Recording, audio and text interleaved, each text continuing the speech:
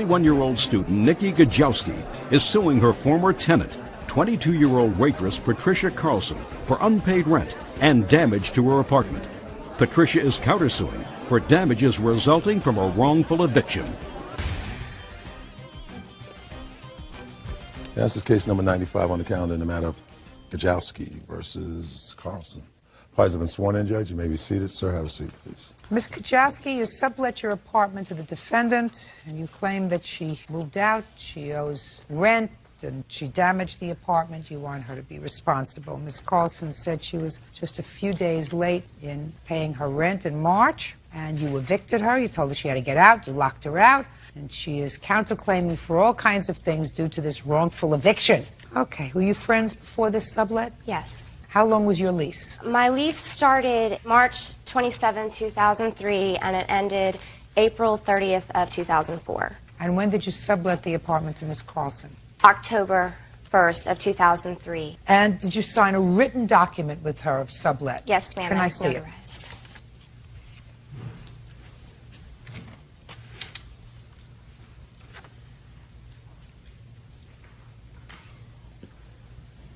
So I gather what you wanted, Ms. Carlson, was once this sublet was over, because this agreement is a lease. Yeah. And it is a lease for you to live there until the end of her lease. Yes. Unless, of course, you could get the lease put in your name, which is, I assume, what you wanted. Yeah. So that you would be the primary tenant. Yes, of course. That never happened. No. Well, you were late in your rent in March. What was the rent? $520. Why were you late? I had to work, so I didn't pay rent. I was like a couple days late. I went to the office. I told him. No. I don't know what that means. I mean, how old are you? I'm 22. Do your parents buy this baloney when you ask a question, you get double talk? I said, why did you pay rent? And you said, because I have to work. I didn't. I was late. And so there was no reason. Okay. How late were you? Couple of days. Couple of days is 2. Are we talking about March 2nd? Rent was due from the 1st to the 5th. I went up to the office around the 13th. Okay. So that you weren't a couple of days late, you were 2 weeks late in the rent. It's due on the 1st. You have a grace period until the 5th, but you didn't bother to show up until the 13th. Why? I was working. Everybody works. I was doing doubles. It was a month time that employees had to work double shifts. Sounds to me, if you're working double shifts, you're making twice as much money. Yeah, but we worked like to all hours of the night. I would come home at like 5 in the morning, and I would have to leave at 9 to get to work by like 10:30. All you have to do is put your check in an envelope. My dear, so you're working double shifts means you're making a lot of money. Should have had money to pay your rent, $500. There's no excuse. I understand that. Okay, oh, fine. So that you breached your lease. Yeah. And you got a call, I gather, and as a result of that call, you changed the locks on the apartment. When did you change the locks on the apartment? I got a call around the 11th. And I tried calling Tricia several times. I left messages. I said, I want to know what's going on. Do you need me to help you? She never returned my phone call, never paid the rent. So then I went in and I changed the locks and I left her a message. I said, look, I changed the locks. Either please go pay the rent with the late fee or, you know, get a U-Haul and move out. I did give her about 3 days. Okay. That was my last resort. Fine. So you want her to pay the rent that she owes for March, $520, and the rent that she owes for April. And a late fee of $37.65 or something. Okay. Now, you also wanted to pay for some damage. What kind of damage? Well, I had a pet when I lived there. I paid a deposit, and he did cause some damage. I do have a bill here of what I paid out of my pocket. I don't expect the whole deposit back, but she did get a dog without my permission, a puppy. Then let's not play. Okay. Well, you know, the damage is people vandalized the door. They stuck condoms all over the door, and they sprayed it with a fire extinguisher. She had a little ashtray outside the door. Plus, when she left, there were cigarette burns in the carpet, and I had to clean the entire apartment. And out of the $200, they charged me $140. Okay, not a big deal. Yeah. Not the 2 months' rent that you want, which is $1,040. Okay, so now you have a counterclaim. I'll hear you. Can I speak on what she's referring to of damages and stuff? If you want to. I'm not really Okay, seriously I was considering dog sitting. The dog stayed in a crate. Didn't go out whatsoever. Took it to doggy daycare so that I knew it would be in safe hands when I was at work. So it didn't do as much as damages. Then she expected. She's not talking about a lot of money. Okay, I understand that. But the condoms and the fire extinguisher blown in the door were under resort of her friends. She had an ex-boyfriend would come over late night. They would knock on the door, came in one time, woke me up because he's... I'm not considering damages to the door. I'm not, quite frankly, interested in condoms on the door and writing on the door. I'm not interested. We're talking about $100. She's going to deal with it. She wants $1,040 for the months of March and April, and you want her to pay you $700-800 because she wrongfully evicted you. So let me hear your case. Countersuing for lost wages. What lost wages of when she made me move out. I had received a call at work. I have time cards. I have a statement. Everything that day, she said, you have to leave. I went up to the office on the 13th to tell them that I'm moving out. I'm willing to pay rent and stuff. They called her to let her know. She freaked out, changed locks on me, called me at my work on my cell phone, told me that you better get your crap out. You will have 15 minutes and police supervision. So I freaked out. I have to go get my stuff. This is the stuff I've been earning since I was 17. So I'm not going to let it be gone. I'm not going to let it disappear. I absolutely agree with you. Your Honor. Shh. Sorry. So, and that's lost wages, punitive damages, and emotional distress. I've known this girl forever. Known her for a long time. She put me through a lot of stuff. I'm a great friend, okay? I will be there for you any time of the week, any day of the month, whatever. She would call me certain occasions and just stress me out, freak me out. Listen to me. I'm not your therapist. Oh, I understand that. I'm not your therapist. I want to know what your counterclaim is for. You can't tell me it's for emotional distress because I'm a better friend than she is. We don't maintain a whole judicial system to hear that kind of nonsense. I understand. Judge Judy continues in a moment. Gajowski says former tenant Patricia Carlson owes for rent and damage to her apartment. Patricia says Nikki kicked her out, so she's not paying. So tell me what you want. I want money back from moving abruptly, going to get a U-Haul to move my stuff. I had to pay some people to move. I had to pay people to let me live in their house because I was living on the streets. You know, I didn't know where to go. Where does your family live? Probably about a half an hour to an hour away. Don't they like you? We get along once in a while. So temporarily, instead of living in the street, why couldn't you go and live with your family? Because my car, it's not that mobile. I have to go back to work, and I don't want to go back to work an hour. So are you living at the street right near your job? Do what now? Were you living in the street right near your job? No. You picked another street? No, I had to inconvenience another friend to let me move in. You said you were living in the street. So basically, I could have been living on the street. No, that's not what you said. You said I was living on the street. I would just want to know what street you were living on. Or whether I was getting high theater here. Listen, you did the wrong thing. You sublet an apartment and you blew off your rent. And she tried to call you a couple of times and you didn't respond to her call because you were very busy working 2 shifts and you didn't have time to take a check, put it in an envelope, put a stamp on it, and put it in the mailbox. Wrong. Grow up. Be a big girl. You signed a lease. Your lease was to pay the rent at the appropriate time. You didn't do that. She may have been a little overzealous when she said, listen, you got to get your stuff out of there in 15 minutes, if that's in fact what she said. Bottom line is, she wasn't going to support you while you weren't paying rent. That's unreasonable. Pay the money you owe it, $1,040. Judgment for the plaintiff, your counterclaim's dismissed. Parties are excused. You may step out.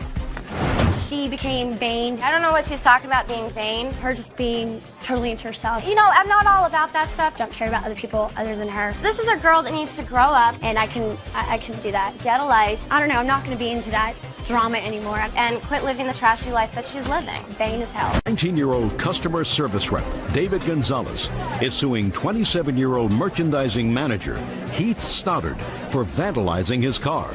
Heath claims David sexually assaulted his friend, Amanda.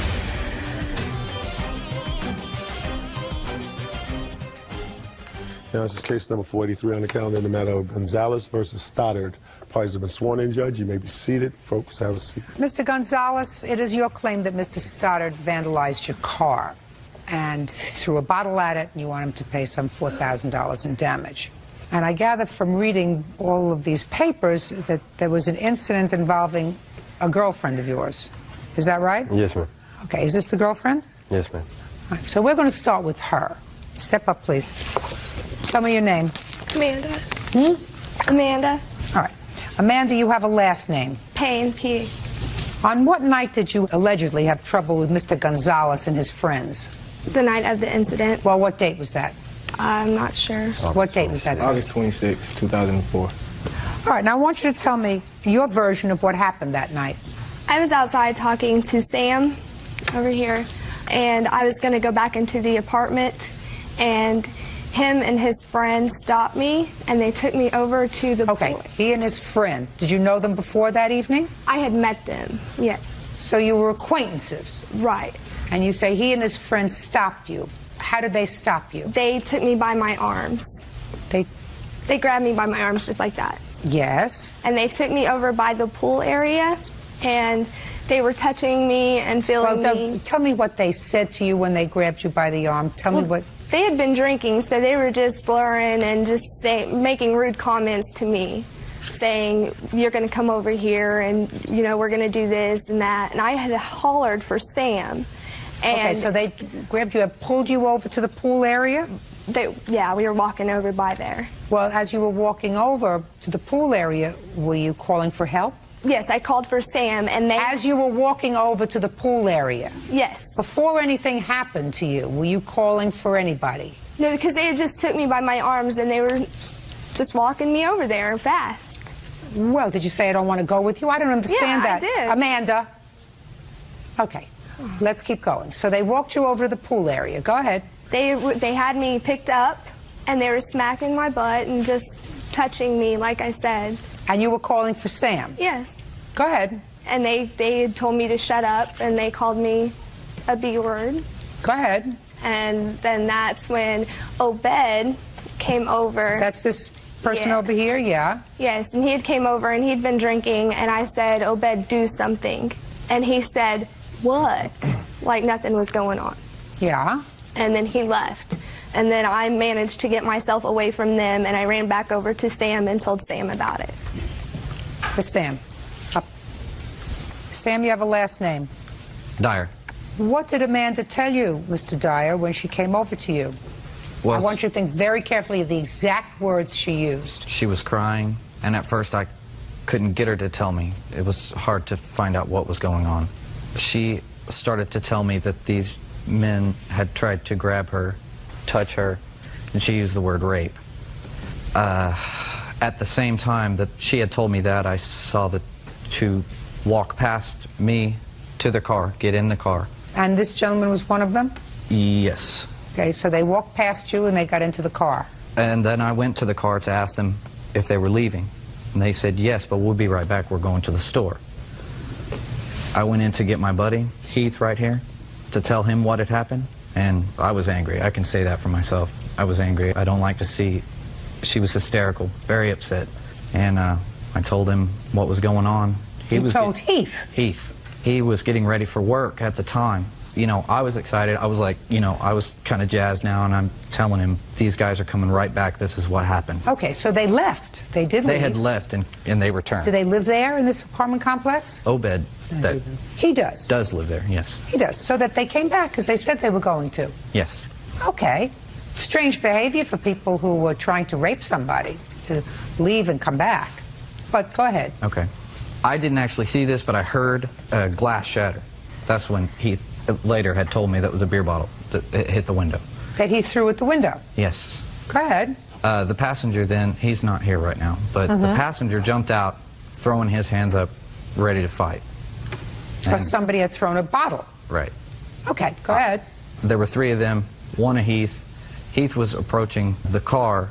As he was approaching the car, I went around the passenger side and engaged in a scuffle with the guy who had jumped out. I was ready, telling him to take a swing, which he did try to take a swing. I ended up taking him to the ground. He started to pull away from me. Heath was right there. They started fighting. I started to separate the two, the guy that is not here, Heath, and that other guy. And that's really all that I saw. You've been most helpful. Thank you. Don't sit down. Okay. Mr. Gonzalez, had you been drinking that night? We had been drinking. We weren't drunk. Had you been drinking that night? No. Had you been? Yes. What had you been drinking? Beer. And you? No, ma'am. Fine. So you were drinking. Yes, ma'am. Who was driving? I was driving. I only had one beer. I wasn't drunk at all. Who else were you with? I was with my other friend and my cousin Obed. Do you know Amanda Payne? I do. I met her. You want to tell me what happened that night? Yes, ma'am, I do. That night, my cousin Obed had called me, and he said, hey, Miss Payne wanted to see me that night. I went over there with intentions of only seeing her. And Is that right, Obed? Yes, ma'am. Step up. And Shh. oh, sorry.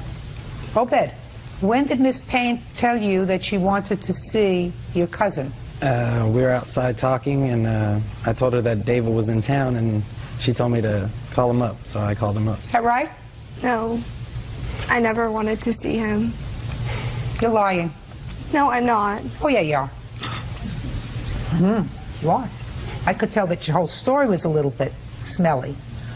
But about this, I know for sure you're lying, because he's telling me the truth.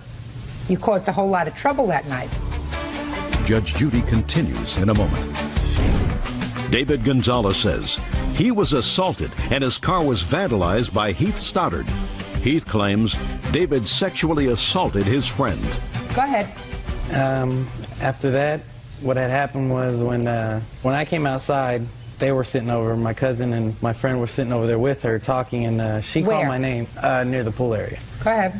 She called my name to tell, she said, Obed, do something, and I said, guys, leave her alone. What were they doing? She was sitting on his lap while my friend was standing up talking to her. Well, what did it appear as if they were doing? Sitting and talking, that's what I thought they were doing. Okay. Was she crying at that point? No, ma'am. Was she screaming at that point? No, ma'am. When you came out and you said, guys, leave her alone, did she get up?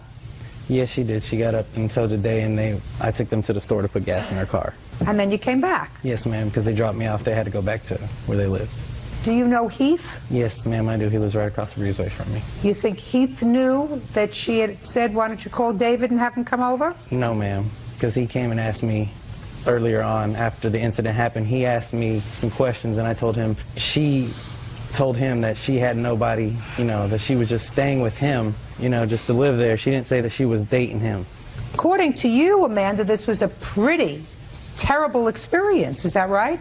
Yes. When did you contact the police, and can I see the police report? The cops were called while the fight was occurring. Can I see the report, please? Who called the police? I'm not sure. There was a lady that lived upstairs, and she called the cops. Is that the only police report you had? This has nothing to do with the assault. That is the assault. No, this is what you allege happened to you. What happened to the assault on these guys? I couldn't get access to it. I tried. Did you file one? Yes, I did. When? On that night as well, August 26th. Now, what happened with these allegations, Miss Payne? We went to court several times in Bethany, and at every hearing that we had, it got continued, and then finally they dismissed it and told me to go file in Oklahoma County because they didn't want to deal with it anymore. They thought it was a more serious matter. Were you ever arrested? No, ma'am, I was not. There was never an arrest with regard to your allegations of sex abuse, madam. I never went back and filed. Why? Because they had made a police report on Heath, and I didn't want them to go forward with pursuing Heath because I didn't think he was in the wrong, and I was tired of going through it. When did they make the police report against Heath? The same night. First? No.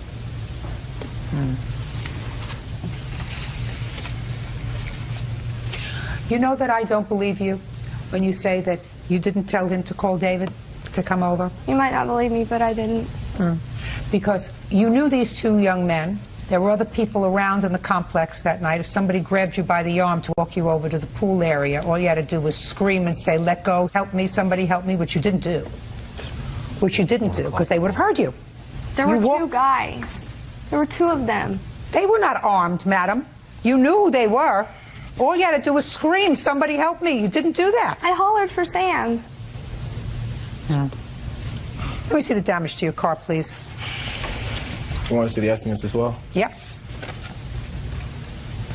I'm going to get back to you in a second, Sam. Sometimes things are not as they appear. Now, you had options. Your option was, instead of going out there and starting trouble, you go into the house and you call 911 and you report an alleged attempted rape and you wait for the police, right? Could have done that. Is that the right thing to do? That is the right thing to do. Would you say that if I am correct, that Amanda over here asked Obed to call his cousin David, and she wouldn't want to say that now because things got out of hand that night, right?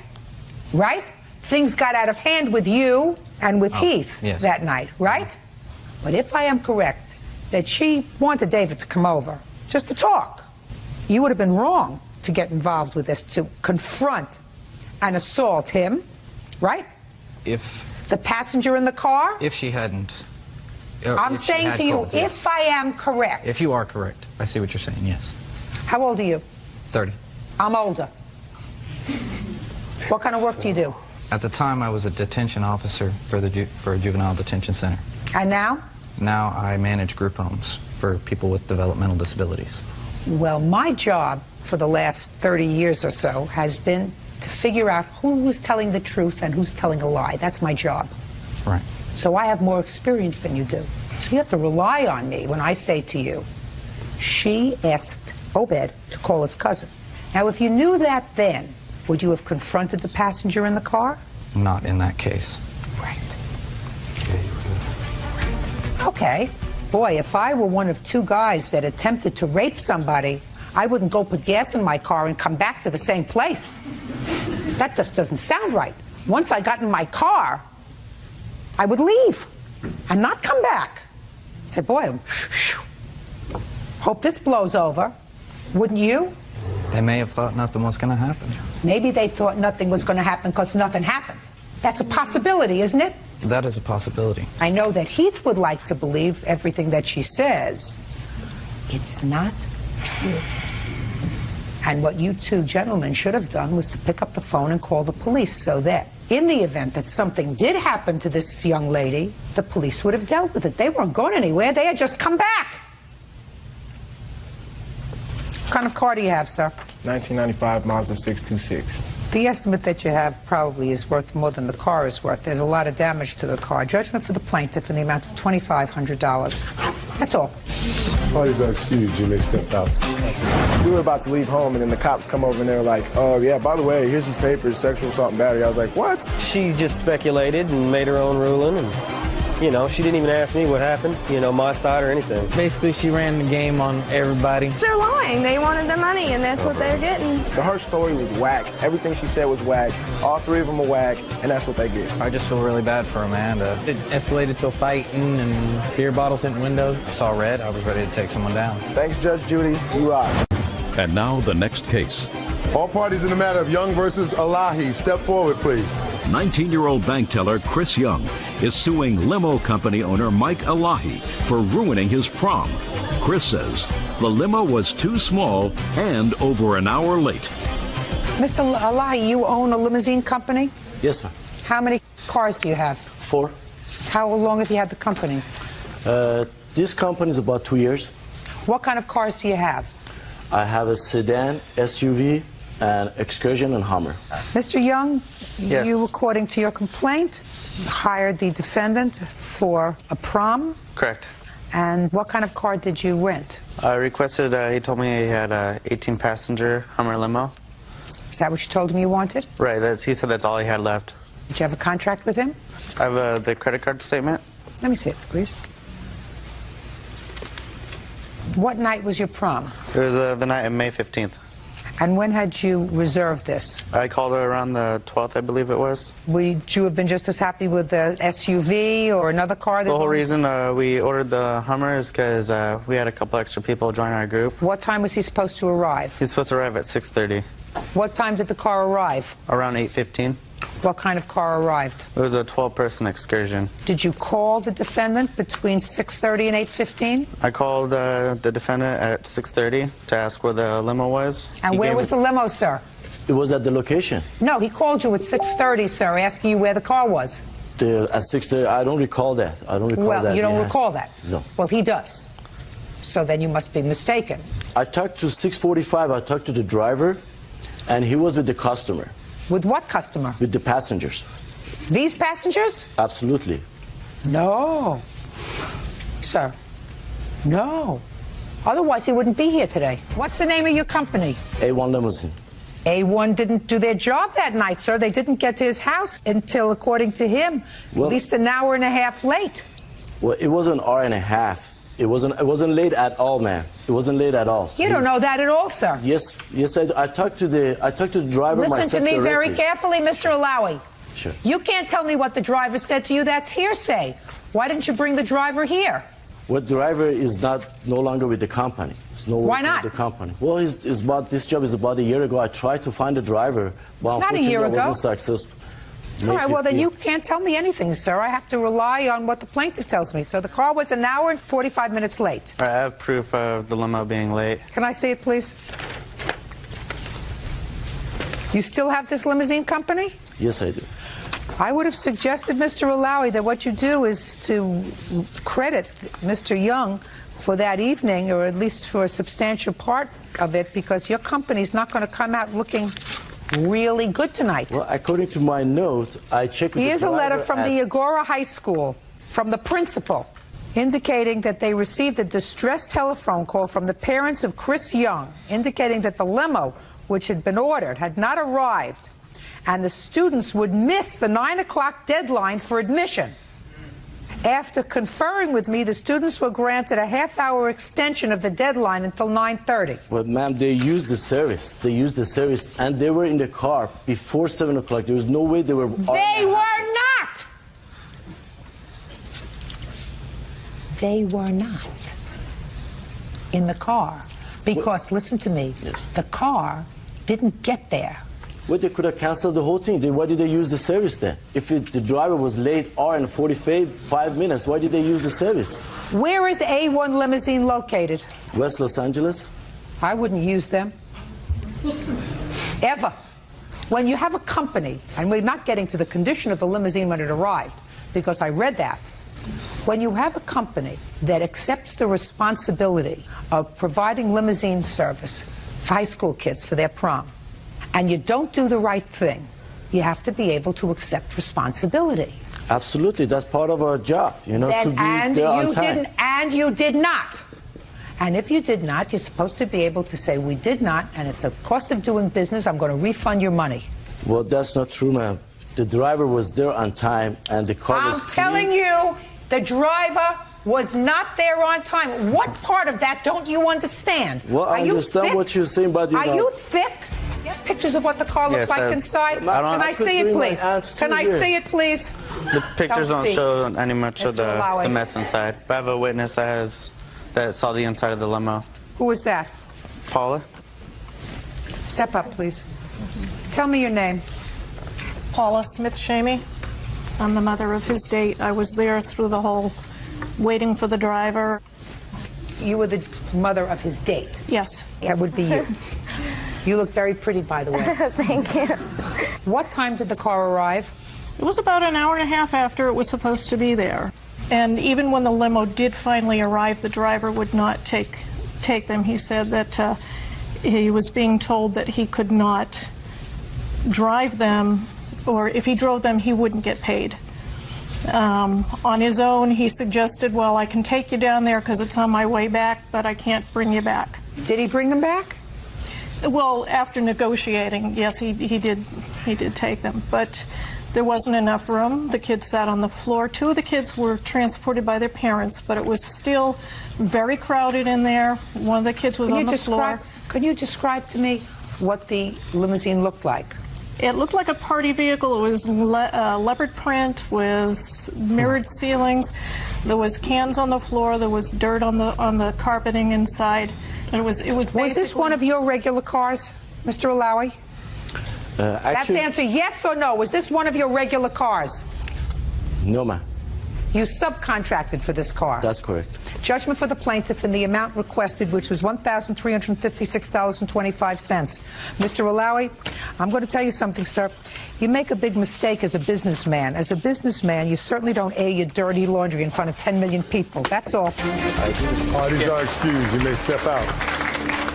It was dirty. There were soda cans all over it. During that time, the prom, everybody looking for that type of car. We didn't get anything to drink because the cups were already used. Maybe you got dirty after they used the service. We were so have a good time. We didn't let it bother us. Just wasn't what I expected for my... We had other priorities, smoking crack. Everyone has their problems, but I don't anymore. It's very upsetting because I got walked on. I helped her too. It goes both ways.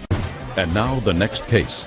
All parties in the matter of Reed versus Loft. Step forward, please. 27-year-old healthcare aide Lisa Reed is suing her former friend, house cleaner Barbara Loth, for breaking her toilet when she sat on it. Miss Reed, the defendant used to be a friend of yours. She was visiting you, and according to your complaint, she went into the bathroom and she broke your toilet. She cracked it. You want her to pay for it. Yes, that's correct, Your Honor. How many times had she been to your house before?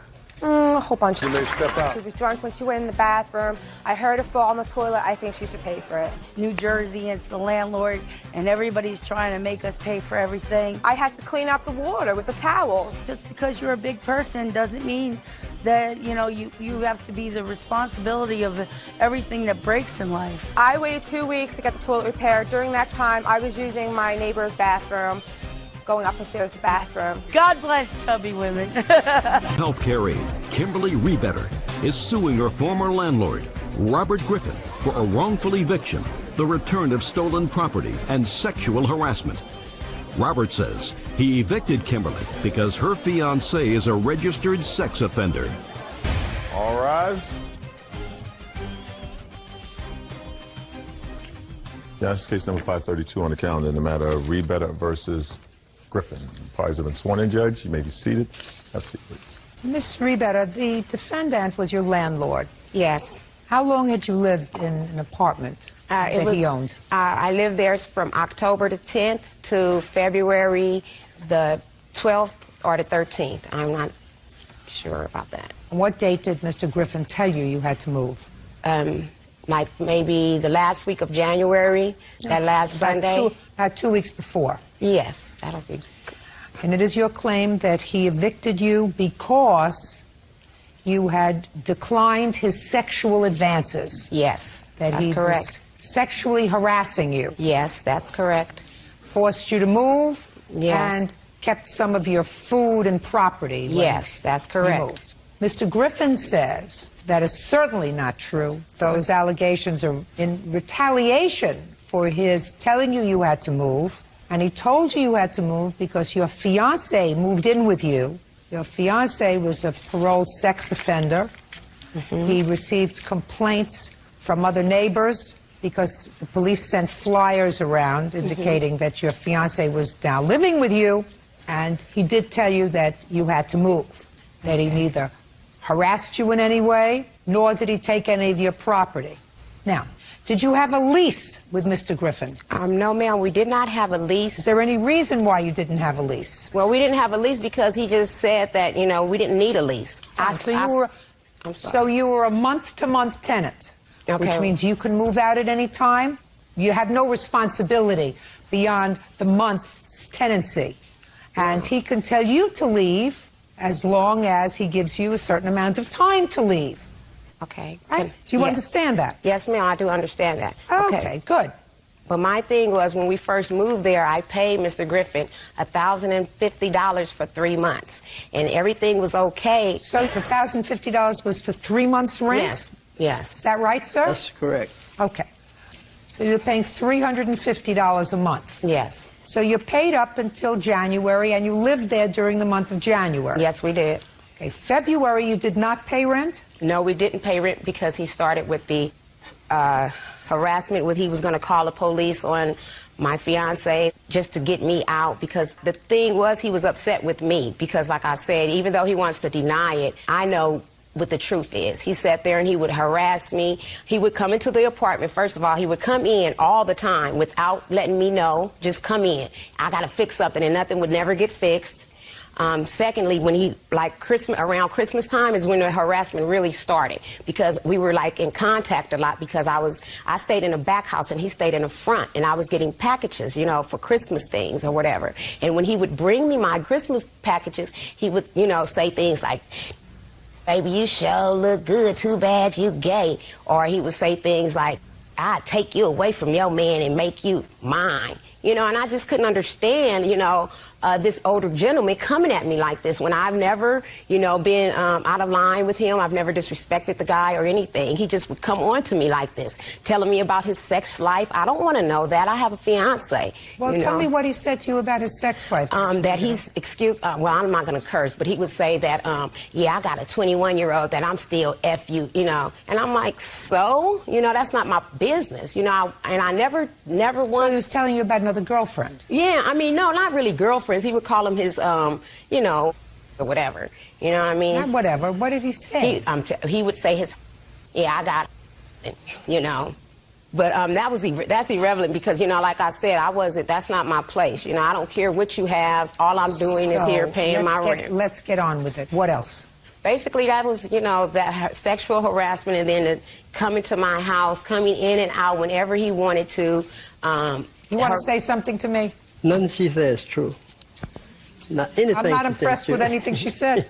Well, I'm not trying to. I'm not impressed with anything she said. I'm not trying to impress you. I'm just telling you the truth. If I believed what you said, that's not sexual harassment. I want to steal you away from your boyfriend. Probably wishes he could. Yeah, but I mean, now listen to me. How old are you? 34. I guarantee you've heard in your lifetime a lot worse. My dear. True. A lot worse. Yeah, but not for a lot worse, and you haven't gone to court about it. No, I haven't because, okay, excuse me. Now, back to my property, my things coming up missing. I don't think that's right. I never went in his house and took anything. I never, you know, well, what's missing and what makes you think he took it? Because he moved his daughter into our place when my stuff was still there. When? February what? 1st. February 1st. No, he couldn't have moved your daughter in. Listen to me. Okay. Listen to me. He couldn't have moved anybody in there because you swore to me not more than 5 minutes ago that you didn't leave until February 12th or 13th. Excuse me. It is another room in where I occupy, and he did move his daughter in there, and she began to threaten me. That's why I'm saying the harassment came in at, like... that has nothing to do with him. If somebody else is harassing you, that has nothing to do with him. I mean, you know, yes, it is. It does have a lot to do with him because he's the one who told his daughter to harass me. And he even called his other daughter to come in and throw my stuff out in the rain. And if that's not harassment, I don't know what is. Judge Judy continues in a moment. Rebedder says her former landlord, Robert Griffin, evicted her after she turned down his sexual advances. Did you pay rent for February? No, I did not pay rent for February. You had no right to be there after February 1st if you didn't pay rent. My rent wasn't up until February 10th. Good. Then you had no right to be there until February 11th, 12th, or 13th. You were still there. You had no right to be there. You don't pay rent, you're a squatter. He can take your stuff, he can throw it in the sewer. I don't know what gives people the right to think that they can live in a premises and not pay rent. No, I never said that. But, I mean, once the man was threatening me and... I didn't hear any threats. Now I hear threats. What kind of threats? You didn't tell me any threats before. That he wants to take you away from your boyfriend? No, I'm not talking. I'm talking about the threats with his daughters. I don't care about the daughters. That's the defendant. That's the one standing here. This is not the great American giveaway, madam. That's not what courts are all about. If you have a legitimate case of sexual harassment, you file it. This amounts to nonsense. You didn't pay rent. He told you to move. You didn't have a lease. He gave you notice. Same kind of notice that you could give him if you found another place that you wanted to go to. Right? Had no lease. That's what happened. You're 34 years old. You know what a lease is? You know what a lease is not. Have you ever signed a lease on an apartment? Yes. Have you stayed there for the full term of the lease? Yes. You know what would happen to you if you left before the lease was up? Yeah. What would happen? You'd get in trouble. Well, they could sue you because you have a contract. Okay. You don't have a contract with him. He doesn't have to allow you to stay in his house. If he had any problem with your fiancé and with other people complaining about your fiancé, he has the right. But that's not the truth. See, wasn't nobody complaining about my fiancé. How do you know that? Because I lived on the same street. We lived there. Did nobody ever complain about my fiancé? Nobody even knew. Can I see a copy of the notice that was sent out by the police, please? This is one of the latest notices. That's one of the latest one. This is a notice by the police. This is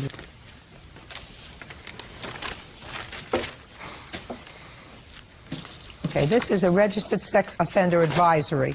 You are Dwayne Cedric Edwards, is that you? Okay, and you got this notice? Yes, ma'am. Or somebody gave it to you? They put them out all in the neighborhood. This is why he says... And that's not the truth. That's not the It truth. may be, though. it may not be. I don't find your testimony credible that the reason he evicted you was because he made sexual advances to you that while your boyfriend was living with you, that you rebuffed. This was causing him difficulty. But that's you were not causing the him truth. difficulty. You did not pay February's rent. Well, you got what you bargained for. Goodbye, good luck, and have a happy life. Parties are excused. You may step out. When she called me, she was sleeping in a car on 55th Street. She didn't have no place to stay. Mr. Mack is a liar, and he know that the reason why he put us out, he know why it ain't had nothing to do with Dwayne. I never even looked at that girl. He kept her locked up in the room so tight, I didn't even know she was there half the time. He's standing his old butt over there smirking, and he need to be socked upside his head somewhere. I had 3 people complaining about the things he was doing, peeping on, knocking on doors, and peeping in the bathroom. He a jerk. He just a jerk. He a old jerk. After all this commotion coming about him peeping in doorways and doing things I won't say on TV, standing in front of the bathroom and doing, I won't say that. I had to get him out of there. God don't like ugly. That's all I'm gonna say. Christine Hagan is suing her ex-boyfriend, ironworker Brian Smart, for car repair bills, the return of a big screen television, and an assault.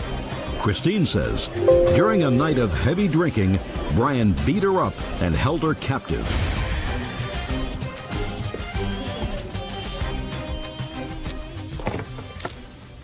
Your Honor, this is case number 522 on the calendar in the matter of Hagan versus Smart. Parties have been sworn in, Judge. You may be seated. Gentlemen, have a seat, please. Miss Hagan, Mr. Smart used to be your boyfriend. I don't know whether you lived together, but according to your complaint, at the time that you broke up, he assaulted you. And during the process of that assault, he also damaged your car. In addition, it is your claim that you stored a big screen TV at his home, and he won't return it. That's what your lawsuit says. And Mr. Smart says that he bought the TV and he never assaulted you. Correct. Okay. When was this breakup, Miss Hagan? It was December 25th. And had you been living together at the time? No, we weren't. I lived with him for about a week in the summer. It was approximately July. Okay. Now, the altercation that you're talking about, you say, happened on December 25th, right. 2004. Approximately what time? It was about 11 o'clock in the evening. Tell me what happened. I had spent the night with him for Christmas to help him with his kids and stuff like that during Christmas. We had problems prior to this with his father not liking me, and so he went to his family's house for Christmas Day, and I went to my family's house for Christmas Day. During that time, he said, we'll get back together later on that evening. He'll give me a call. It was about 10. I got a call, but I couldn't hear it. His family lived about a couple hours away drive. I figured he was probably going to stay there. So I went and proceeded to go to his house that night to go ahead and get my tools. What were you going to get your tools for on Christmas night? Prior to this, I know it sounds like this is a very long story. Prior to this, we'll make it a very short story. I mean, okay. What were you going to do with your my tools timing that belt night? went off in my car. We had tried to fix it prior to this. It didn't function right. I went to go to my family's house and it was running really bad. So when I was waiting for him to get home, he just didn't call or show up or anything. So I figured I'll go ahead and go get my tools from his house. So you were annoyed with him? No, no. It just, there were issues that I was the one working on the car too.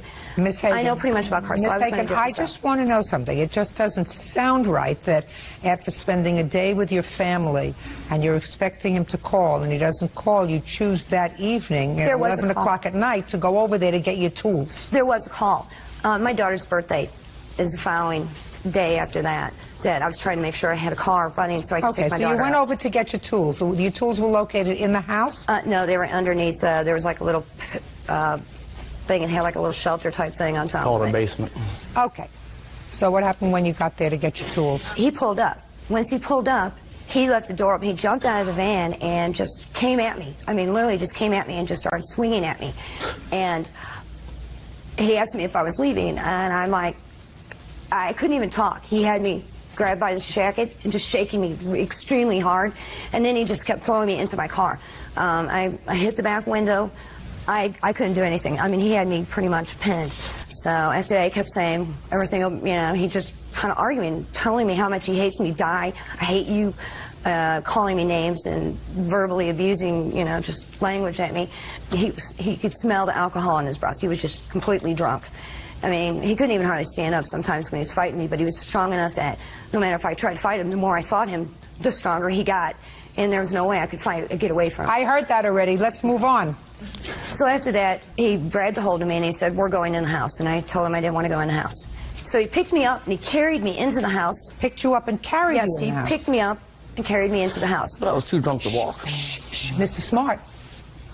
He picked you up and carried you into the house. Right, and he was slamming me into things. And then he got me into the living room, put me on the couch, and told me to sit. And he jumped me and pushed me over the couch and just started slamming my head into the wall and onto the floor. And I finally got to the point I got free, grabbed him around his neck. I didn't know why. I just told him I loved him. I knew he was going to stop hitting me. I was not strong enough to actually fight him off me anymore. And then he did finally stop hitting me. At that point, the rest of the night, he just stood over me saying, I ain't going nowhere. Leave your tools. You're not going nowhere. And it just continued all night. So it's stopped. And you stayed the night? Is that what you're telling me? I had no way to run. There was nowhere to go. And according to you, he stayed up all night standing over you. He did fall asleep for a little bit. And I tried to get up. And I went to the bathroom, went into my purse, and I got my spare set of keys. He did, prior to this, took my keys out of my car. And then he finally just said, that's it. I want you out of here. And I said, fine, let me go. At what time was this? This was about 7:30, 7:45 in the morning. Okay, so what you're telling me is from 11 o'clock at night when he came home, very drunk, hardly able to stand up, until 7:30 in the morning, he was awake. Oh, he woke up. Just a sec. Well, did you sleep? Did I sleep? That's my question. No, I did not sleep. So you didn't sleep at all? No, I didn't. I was too scared. So you didn't sleep at all, and he slept? No, he slept for a little bit, and every time I moved, he would start moving. What do you mean every time you moved? Were you sleeping together? Shh. Were you sleeping together? And where yes, were you we were. Yes, we were. Sleeping together where? In his bedroom. He brought me into the bedroom after. Okay, well, you didn't tell me that. First, we started on the couch. Do you have a police report? Yes, I do. I'd like to see the police report, please. Why don't you show her a picture, too? Shh. Shut up. Judge Judy continues in a moment. Steen Hagen says ex-boyfriend Brian Smart assaulted her during a night of heavy drinking. Christine also claims Brian held her captive for the night. Mr. Smart, I'd like you to tell me your version of the events, sir. That evening, I came home. It was more like 1:30 when I pull up my van. She's got her car back in my basement, loading up her tools and my tools. I say, I'll come up to her. Hey, what are you doing? You know, what makes you think you're going to come to my house 1:30 in the morning, loading up stuff in my house? She had to fix a car the next day. I said, yeah. I was like, well, go ahead. Nothing's going to get fixed tonight. What do you think you're doing? I said, we'll deal with this tomorrow. You know, it's late, it's Christmas, this is a holiday. So anyway, I start pulling my stuff back out of her car. I said, you got my stuff in here? I start pulling my stuff out. I pull her stuff out. She's throwing stuff back in the car. At the same time, she knocks her window out. At first, her whole problem was that I didn't spend Christmas with her. That was her whole problem and her attitude, because nobody can stand her because of the bull pulled on me, or excuse me, Your Honor, because of the things she's pulled on me. Everybody's confronted her and told her what kind of person she's been. So anyway, I get her calmed down. We go in the house, we lay down, and I would go to sleep. Did you get undressed? No. Did she get undressed? No. 5:30 in the morning, Your Honor, I woke up. Why did you go to sleep with your clothes on? I was tired, and I just wanted to go to bed. A little bit, had some to drink that day? Yes, it was Christmas. I was celebrating with my family. Okay. Next day, what happened? I woke up at 5:30 in the morning. She's reloading my tools and her tools again. She's sputtering out of the driveway. She can't even get her trunk shut because she's got so much stuff in the back of it. So I'm pulling stuff back out, and she's sputtering out of my driveway. She drives away, comes back a half hour, maybe 45 minutes later with the police. Okay. You went and called the police. Shh. You went and called the police, correct? Yeah, I finally got to a point I had a chance to get my key. All right. Let me read to you in the police report that you've given me what the police say. They said that you contacted them, and you say that you were shoved and punched and pulled by the hair and threw you around the residence throughout the night. Mm-hmm. Ms. Hagen refused medical attention and treatment and appeared to be in no distress.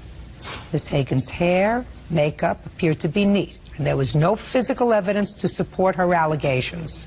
How do you explain the fact, Ms. Hagan, that after all you went through that night, beaten, pummeled, thrown over the couch, slept in your clothes, all of those terrible things, why do you think that the police noted there was no physical evidence to support her allegations? I tried to go to the police officer at the time. I've actually tried, still continuing trying to get a hold of the officer, why they haven't done anything further than this.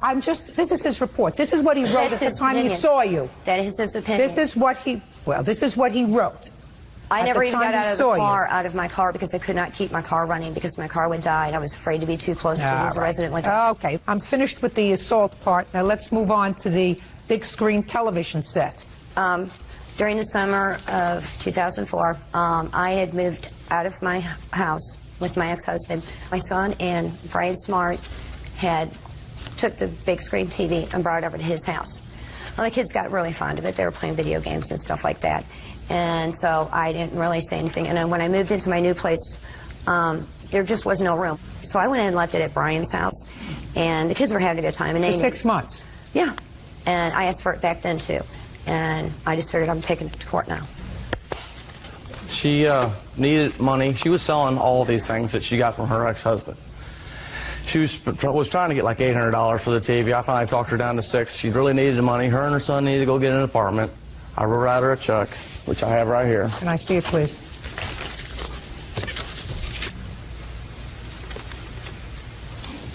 And I believe, if Your Honor. Why did he give you $600? I never received $600. He has gave me checks in the past to cash him for him so he can pay off bills and take care of his kids for daycare. Why would he give you money? He gave me a lot of money off and on. No, listen to me. First you said he never gave you a check. Then you said he did give you checks to cash for him that he needed for his children. Not for the TV.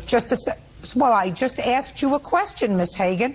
What did he give you $600 for in June? I know I had to get the kids shots and stuff like that. He gave me some money. He's got his own bank account. What does he need you to cash a check for? I'm not satisfied with your explanation with regard to the assault that you allege happened, because Mr. Smart says that there was no assault. The police who observed you at the time you called indicated that there was absolutely no physical evidence whatsoever that they could discern, either on your body or in your clothes or your hair, that would support the horrific story you just told me about this horrific assault.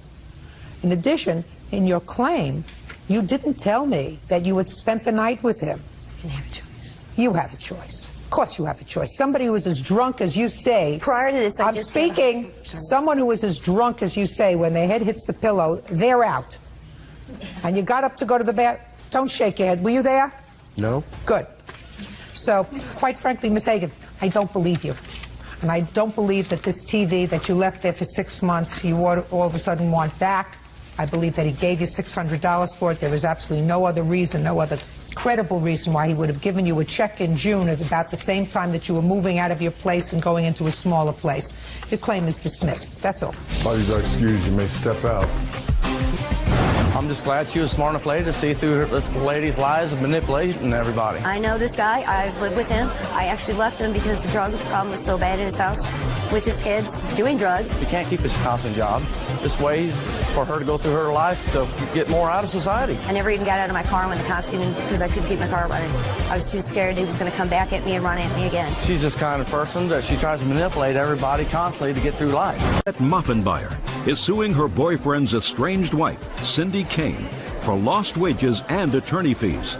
Cindy is countersuing, claiming Annette filed false charges with Child Protective Services. All rise. Yeah, this is case number 512 on the calendar in the matter of Muffin Buyer versus Kane. Parties have been sworn in, Judge. You may be seated. Folks, have a seat, please. Miss Muffin Buyer, I gather from your complaint that you are currently living with the defendant's soon-to-be ex-husband. Yes, Your Honor. Is that him? Yes, that is. That would be you. And it is your complaint that Miss Kane somehow instructed her attorney to have you subpoenaed for a deposition that would be included in her divorce. And according to you, she did so maliciously, causing you to have to hire a lawyer and lose a day's work. That's correct. So you want her to pay for your lawyer and your expenses. Yes. Ms. Kane says there was information that her lawyer thought would be necessary. I have no idea what that is. She is counterclaiming because she says that you have done things to harass her and her family and her children. You've made reports to authorities about her, and she has a counterclaim. When did you move in with Mrs. Kane's husband? June 24th of 2004. And when did you and your husband separate? April 7th, 2004. He was removed from the home. Had you known him before June 24th? Yes, I had. From where? Work. Do you have children? Yes, I do. How old are they? 18, 16, and 12. And how old are your children, Mrs. Kane? 16, 13, and 10. And they live with you? Yes, they do, Your Honor. I'm ready to hear your case, Ms. Muffenbuyer, about why you think that Ms. Kane should pay you for having to hire a lawyer and go to a deposition. As you said, I'm living with her soon-to-be ex-husband, and I had reported to the authorities that their children had said they were being abused by their older brother at their home. So you filed a police report or a report with Child Protective Services that there was some sort of neglect or abuse going on in Mrs. Kane's home? Correct. That's what her children reported in our home.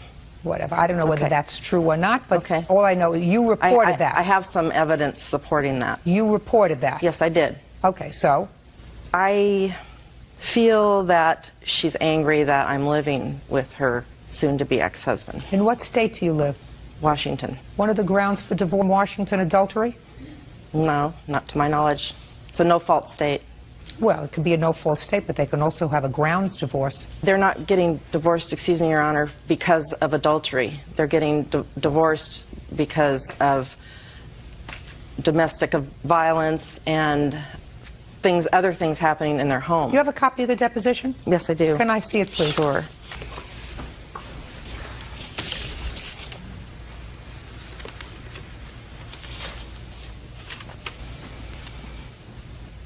Were you still living with your husband, Mrs. Kane, in 2002? Yes, I was, Your Honor. Do you have any indication at that time that he was seeing Miss Muffenbuyer? No, Your Honor, I did not.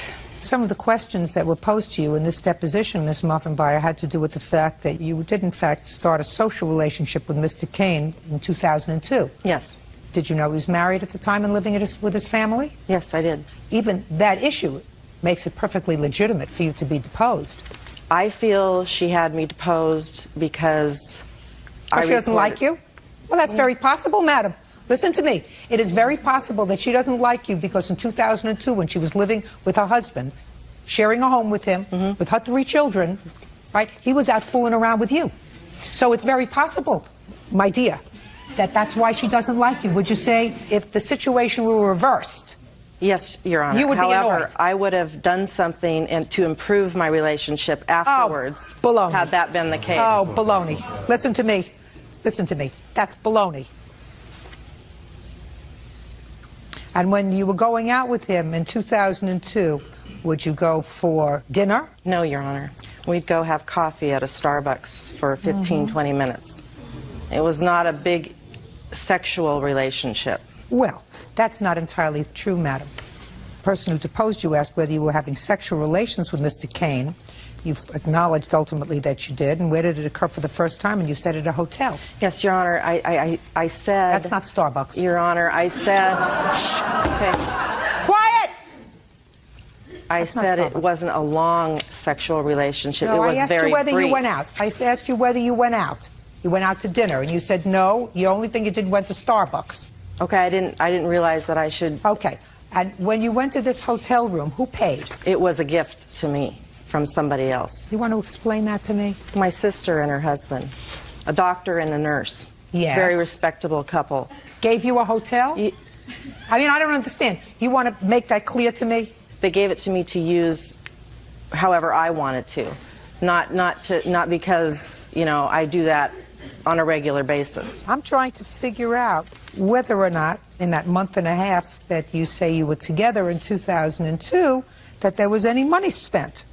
It was mutual spending. So he did spend some money. Not very much, but yes. Yes, he did. And for the last but it wasn't for 6 months that you've been living together, does he spend any money? It's a joint effort. Well, then that's also another reason to depose you with regard to finances, his finances, and what he's spending and what he can afford to pay for his children. Now, the counterclaim is interesting to me only in one aspect, Mrs. Kane.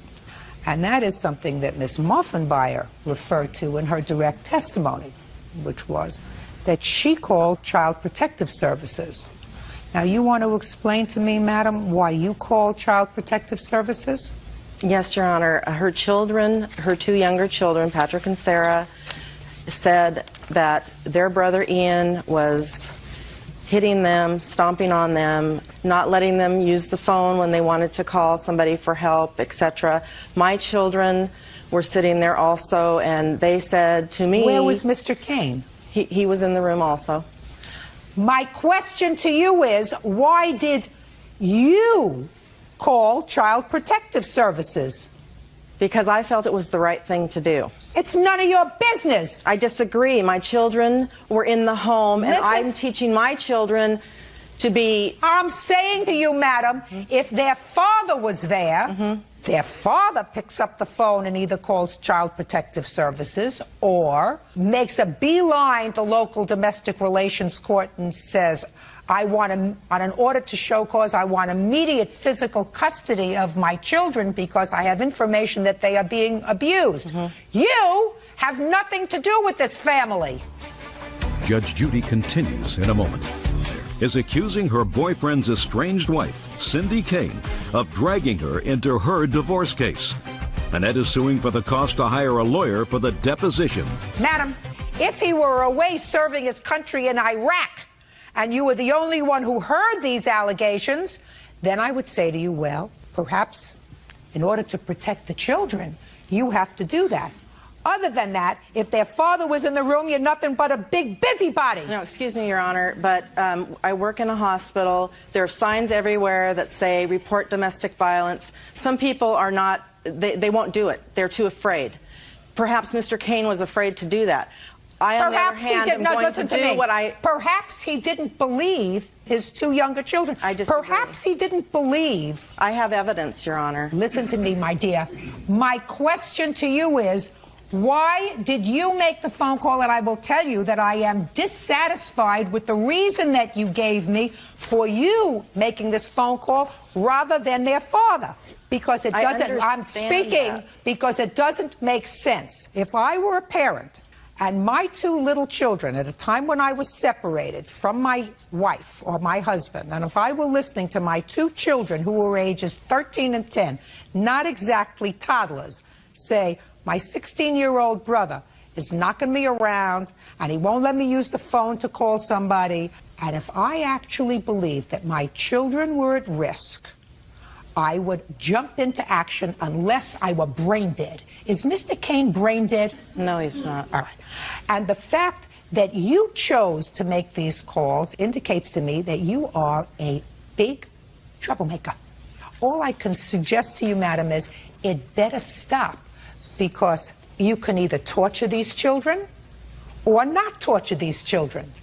And if you permit her, Mr. Kane, to interfere with your business, you are as short-sighted as I think you are. I believe that anyone Don't speak needs to me do the sitting right down. thing. You want to speak to me, stand up. Anyone has the right to do the right thing. If my children reported abuse to the neighbor, they have an obligation to call. Absolutely, sir. Well, but let me what ask you this difference is this question. person? Mr. Kane, well, this is what I don't understand. Ms. Moffenbauer said you were present when this was said. You chose not to run down to the family court to ask for custody of your children, not go to the police and bring your children to the authorities and say, my children are being abused. You chose to do nothing. No, I took them to the ER. This occurred on a Sunday night. Child Services and the police department are not open on a Sunday night. Police department's open. They are not open. No, they are not. Not on weekends. The Police sheriff's department isn't open on Sunday? Where do you live? No. Where do you live? No. Where do you live? Vancouver, Washington. You mean, are you telling me in Vancouver, Washington, the police go off at 5 o'clock in the afternoon? No, they don't go off, but the department, the physical structure, is locked up. And So who cares if they're locked up? You call 911. I did. And? They never came. Why didn't you call Child Protective Services? It was a weekend, and the following Monday, we did.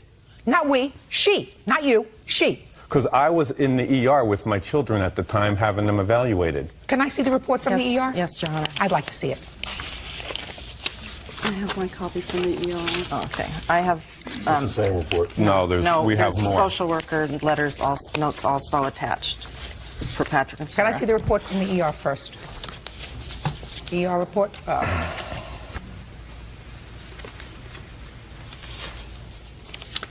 Well, the admission date was November 23rd. The social worker note that you just gave me is dated November 26th. Your Honor, the social worker, the Providence hospitals, emergency rooms are extremely busy, and they are slow to get the reports there. Listen to me. I said what I had to say. The children still reside with you? Children still reside with you? Neither the little girl, nor the little boy, or the older boy have been removed from your care and custody? No, Your Honor. Okay. Why don't you mind your own business? Your case is dismissed, as is your counsel. Parties are excused. You may step out.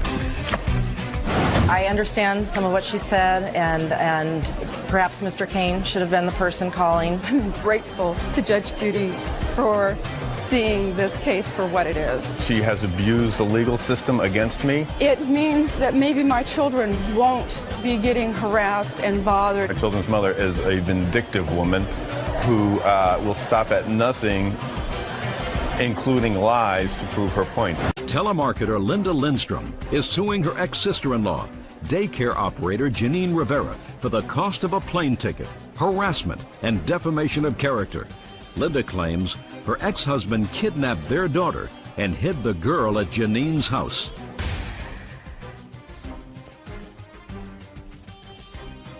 This is case number 513 on the calendar in the matter of Lindstrom versus Rivera. Is it Rivera? Rivera. Rivera. Parties have been sworn in, Judge. Thank you. You may be seated. Folks, have a seat, please. Miss Lindstrom, is your former husband here in court today? Yes, he is, Your Honor. Is that this gentleman over Yes, here? Your Honor. Miss Rivera is his sister. That's correct, Your Honor. Your former husband picked up your daughter, who was 3 at the time. That's correct. And took her to his sister's house in That's Texas. correct, Your Honor. You didn't know where she was for a period of time. That's correct. You ultimately found out where she was. Correct. And you are alleging that Miss Rivera kept her secreted from you. That's correct. Forcing you to get on a plane, incur expenses to go and get your daughter. Correct. In addition, when you got your daughter, Miss Rivera called Child Protective Services, making all kinds of allegations. Shh. That's a complaint, making all kinds of allegations against you that were ultimately found to be untrue, or the cases were closed as being unfounded, and that she has spread certain other, what you consider malicious statements about you. Correct. Miss Rivera says that she was merely trying to be a good aunt, and that her concern was not with you, her concern was only with her niece. That's her defense. Yes, when were you married to Mr. Tidwell? November 28th, 1998. And when was your daughter born? July 23rd, 2000. Do you have any other children? I have 2 other children from a previous marriage. How old are they? They're 17-and-a-half-year-old twin girls. Do they live with you? They actually attend an all-girls private boarding school. I have full custody of them. They're home on weekends. It's in the same town that I live in. They live on campus during the week. And when did you and Mr. Tidwell separate? July 2003, after a restraining order. Who had the restraining order? I had a restraining order against him. That's one of multiple. You have a copy of that? Yes, I do. I'd like to see it. There's one in July and one in September. Do you want to see both of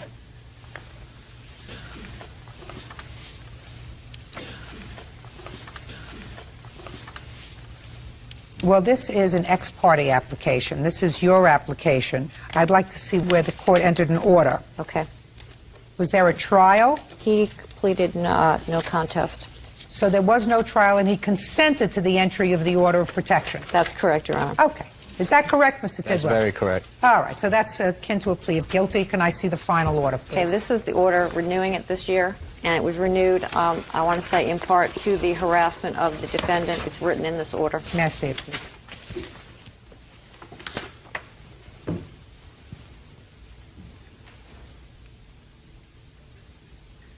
Your Mr. Honor. Tidwell, would you stand up for a second, please, sir?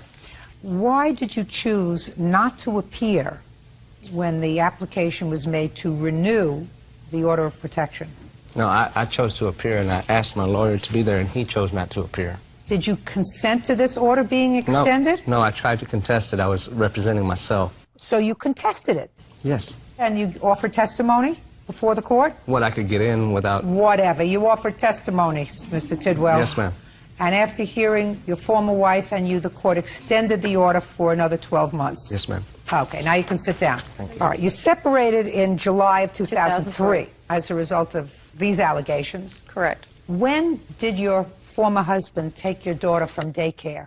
He took her on September 2nd, 2003. He picked her up from daycare and left a Post-it note that he was taking her. He then went to Mississippi and then to Texas, where the defendant lives. Okay. In September of 2003, was there in existence a custody order with regard to No, your Your daughter? Honor, there was not.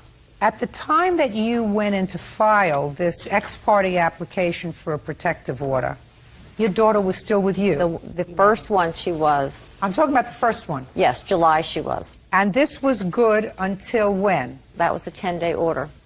I did not show up because he threatened to kidnap my daughter if I, in fact, went to court. Okay. But at this time it says he was to stay at least 100 yards away. You did not follow through with this lapse? That's correct. Okay, I got it.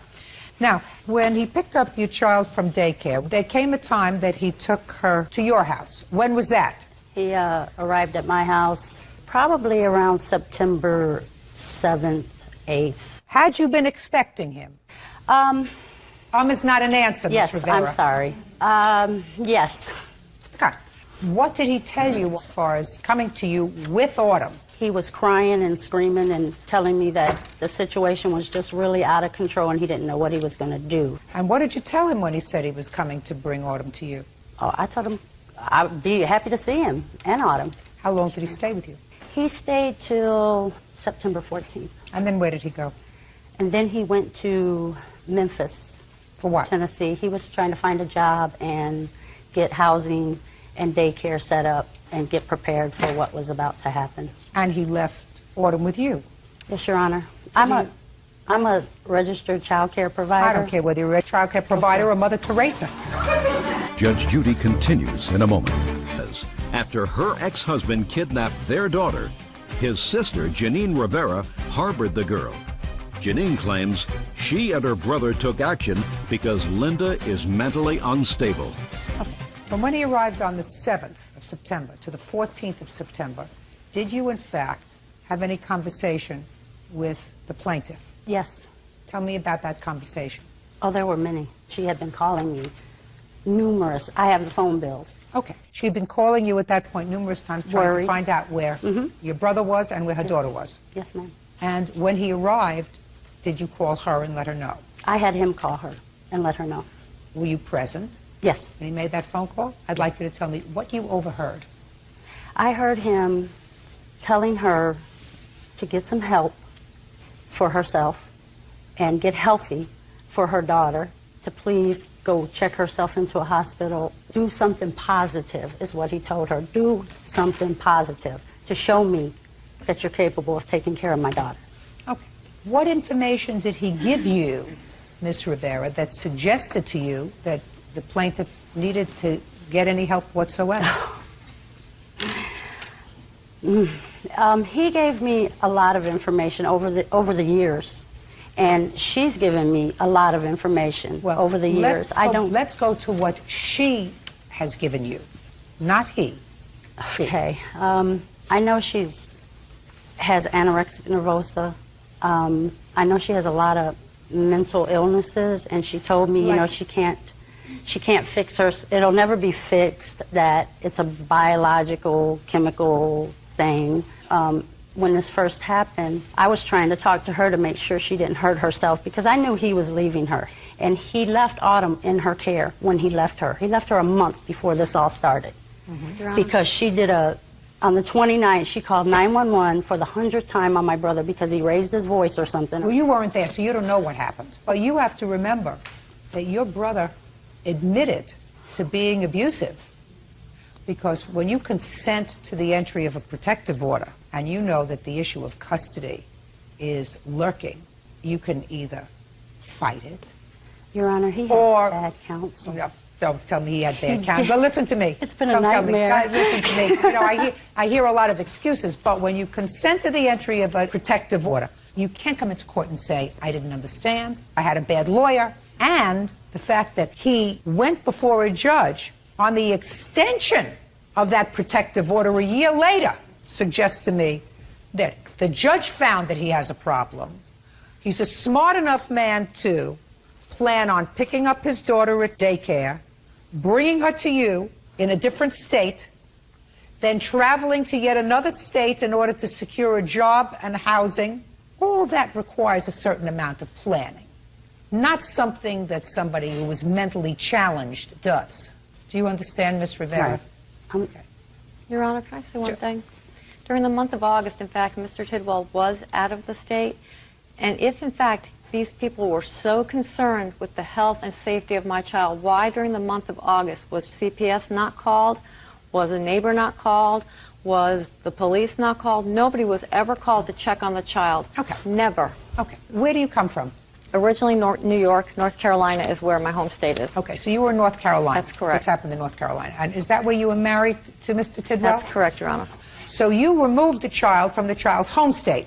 Yes, ma'am. You can't do that. Excuse me, may I stand? Mm-hmm. You sure can. Thank you. I was planning a very short trip. All I asked Linda to do was to get some help while I took my daughter to a safe haven. And Mr. Tidwell, did you tell her that you were taking your child out of daycare before or after you took the child out of daycare? I had told her a long time ago she needed... I'm not talking a long time ago that you told her she needed help. I'm saying that the day you came to take your daughter out of daycare, had you given your wife warning that day or the day before that it was your intention to pick her up that day? On my daughter's birthday, I gave her warning that I would be taking my daughter if she didn't do something to get help. Okay? Mr. Tidwell, you had a choice, sir. You chose self-help rather than going to court. You and the plaintiff separated. The child remained with her. You had at least a month to go into court in North Carolina and say, I believe that I am the more qualified parent. My wife has certain incapacities. The best interests of the child require that she stay with me. I'd like you to look into it because here are where all the records are. You go to Memphis, Tennessee, sir. How are they going to get her records and your records and the child's records? How are they going to get that? Your Honor, I'm no lawyer. I didn't know what legal process was. Sit down, Mr. Tidwell. I don't believe that, sir. You knew enough to get a lawyer after this trouble started, even though you say you didn't like your lawyer, and the lawyer didn't. Put your hand down. 3 lawyers? Exactly. 3 lawyers. Listen to me, Miss Rivera. Everybody can't be wrong. Everybody can't be wrong. Your Honor, she's been in the system in North Carolina for years. They even more, listen to me, even more important, Miss Rivera, because if she were in the system, quiet. If she were in the system, as you suggest, for years, then the courts in North Carolina, the family court, I'm speaking, the family court in North Carolina is the court to say, this is somebody that we really have to look at. She has a history in North Carolina. Why would you take her to Tennessee, where she has no history of being in the system, when you have a place that has easy access to those records where your brother, if he was the right person to be in control of a 3-year-old, would have a much better shot. Can I explain? You're not going to be able to explain to my satisfaction. She's had counselors coming into the home while they were married. They've seen what's going on. When was the last time, Ms. Rivera, that you spent more than 2 days in their home in North Carolina? I've never been there. What? I've never been to her home. But... I'm just asking you a question. You're laughing. No. You've never been to her home. Now, I want you to look at the objective data. Objective. Not what you spoke to her about, what your brother told you, what you surmise. This is the objective data. Your brother was married to her, lived with her in their home state of North Carolina from 1998 to 2003. He left the home in July, leaving his 3-year-old daughter in her care. 2 months later, without warning, he goes to the school, takes the child, and removes the child from the child's home state. Takes her to you, drops her off, goes to yet a third state. No, Your Honor. Well, that's exactly what happened. That's what you told me. He stayed a week and was trying to get everything in order because he knew what this was. Getting everything in order, Miss Rivera, you know. When was the last time that your brother initiated a petition in North Carolina Family Court to have regular visitation with his daughter? I asked my lawyer to do all that. But when? I can't tell you because he hasn't been doing his job. You have zero sympathy factor, sir. Zero Yeah, to me. That's all we've been getting. Zero. Yeah, you don't get it. It's not about us, though. We don't want sympathy. We want something for Autumn. That's right. Your Honor, I want to hand up to you this evidence. This is evidence that disputes the email, which I will also hand up to you the email. It's a letter from her daycare, from my doctor. I would like you to take a look at all I have this. some too, Your Honor. It all disputes the email that she wrote. It was a vicious, vindictive attempt on her. This was sent to That's not multiple true. agencies in North Carolina. No, that's not I was true. contacted. Don't speak! Okay. I was contacted by the guardian ad litem. Okay. Thank you, Your Honor. When was the last time that Ms. Rivera made reports? That email is the last one that I am aware of. October It was 15th of 2004? Yes, she called me deviant. She accused me of Munchausen Your Honor. syndrome. I'm going to read it. Okay, great. Thank you. Your Honor, I also have evidence. Just a second. I'm reading something. I apologize. Who are these two people that you sent this email to? Who are They those people? are with North Carolina Legal Aid. I was trying to get help. Legal aid? Your Honor, can I show you why I did that? I'll see what you have to show me Yes, that ma'am. inspired you to write this letter. This is in her own words, and this is the letter. I don't know if you did you have that? And this is show my intent. That paragraph. Just a second. This is to show I had no intent to harm Linda. Those are my own notes. I'm sorry. So let me understand. What you did was you took... No. I'm speaking! You didn't even hear what I had to say yet before you said no. I'm sorry. Put your papers down. What you did was, not your brother, what you did was you took her responses to depositions that she made in response to a divorce action in February of 2004, and in October of 2004, you wrote this email and incorporated, because this is what you say the basis of your knowledge is. No, ma'am. You just gave this to me. No, I'm sorry. That was what she was referring to. I No, gave no, you. no, The letter madam. I wrote on October 15th. I have bazillion letters I wrote Listen. before that. No, listen. When this first started, there's so many to everyone, to the President of the United States. Listen to me. You're a nut. And your brother is a nut. I'm telling you, as a family court judge, I'm I get disappointed. letters like this all the time. I'm sorry. And the only time that I What's get wrong? letters, Ms. Rivera, the only time that I get letters like this, when the objective data suggests to me, I'm not saying that she's mentally healthy. I'm not making that Do you think judgment my at all. intent was Why to don't harm you her? listen? Why don't you listen? Yes, ma'am. The most important thing that I have seen so far is in 2 years, according to your brother, he has not himself, not with a lawyer, because you don't need a lawyer to go into the family court in any jurisdiction in this country. He has not himself gone into court and said, please, I am the better custodial parent, and I want to file a custody petition and or a petition to regularly visit with my child. Not according to him, once. He's talked to lawyers, they were all no good. He's had 3 lawyers according to you. Everybody's tried to screw him over. Nobody has represented him properly, so That's you have not taken it it. upon yourself. The devil is in the details. I'm speaking. You have taken it upon yourself to embark upon a course of conduct To help Design- my niece. It's all the about president Autumn. of the president of the United This- States I can't help didn't your write daughter, her. madam. I didn't a write judge in the family court in North We Carolina. wrote them. We call. You don't write Child them? Protective Services. Miss Rivera, either you're thick, and I'm not suggesting that she's mentally healthy, but what I'm suggesting to you is that there's something wrong with you. Because right here in the United States of America, we have a judicial process, and the judicial process says that... We tried it. Judgment for the plaintiff for the amount of $5,000. You don't get it. No. Unreal.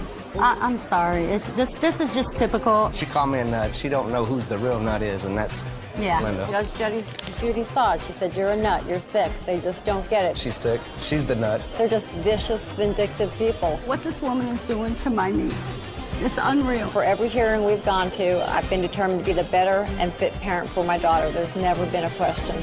All parties in the matter of Hoyt versus Champ. Step forward, please. Lumber salesman Robert Hoyt is suing his neighbor, Juanita Champ, for damage to his airplane. Robert says Juanita left a trash can in the taxiway. Mr. Hoyt, I am so pleased that you brought that diagram. You don't happen to have a picture, do you? I do. I'd really like to take a look at the picture while I'm sort of recapping what I think happened in this case, or at least what you allege. You and the defendants live in a community where a whole bunch of people have airplanes. And instead of garages, there are hangars. In addition to garages, there are hangars. I wasn't looking to shortchange you, Miss Champ. I said there were big hangars for planes, but I'm sure you also have a car. We do. And it is your claim that you were taxiing your plane in an area where you are allowed to taxi your plane. It also serves as a street. And that the defendant placed her garbage can outside on your street/runway. As a result of that, you clipped the wing of your plane, causing damage, right? Correct. And Miss Champ's defense is you weren't looking where you were going. Absolutely. Okay. So, show me what happened. On May 21st, while taxiing out of my driveway to the neighborhood road, which acts as the taxiway, I S-turned all the way S-turn. down. What's an S-turn? It's going back in the shape of an S, back and forth. I have a tail dragger. Why do you do that? I have a tail dragger biplane where you cannot see over the nose of the biplane. So in order to taxi correctly, you have to do S-turns on the taxiway. And as you turn to your left, you look right. As you turn to your right, you look left. Why did you get a plane where you can't see over the nose? It's an aerobatic biplanes. To reduce drag, you don't have a nose wheel, so they give you a tail wheel. And also, if you're taking off grass runways, it gives you more prop clearance. So this is Sorry I asked you. Okay, so you're zigging and zagging in order to get to the runway. Correct. Go. And 3/4 of the way down, Miss Champ lives, and upon taxiing, and hit her garbage can. She's not allowed to have a garbage can on her property? She is allowed to have a garbage can on her property, but the easement for the safe passage on the taxiway, 25 feet off center, is to have no obstructions. And an additional 10 feet beyond, there's to be nothing exceeding 2 feet in height. This garbage can is 3 feet and 2 inches, and she chose to put it alongside the taxiway. I have a videotape that also will show this, and I have the CCNRs, which will state this. Take the videotape, Bert, for me. Sure. Put it in. And let me take a look at that And there's the regulation.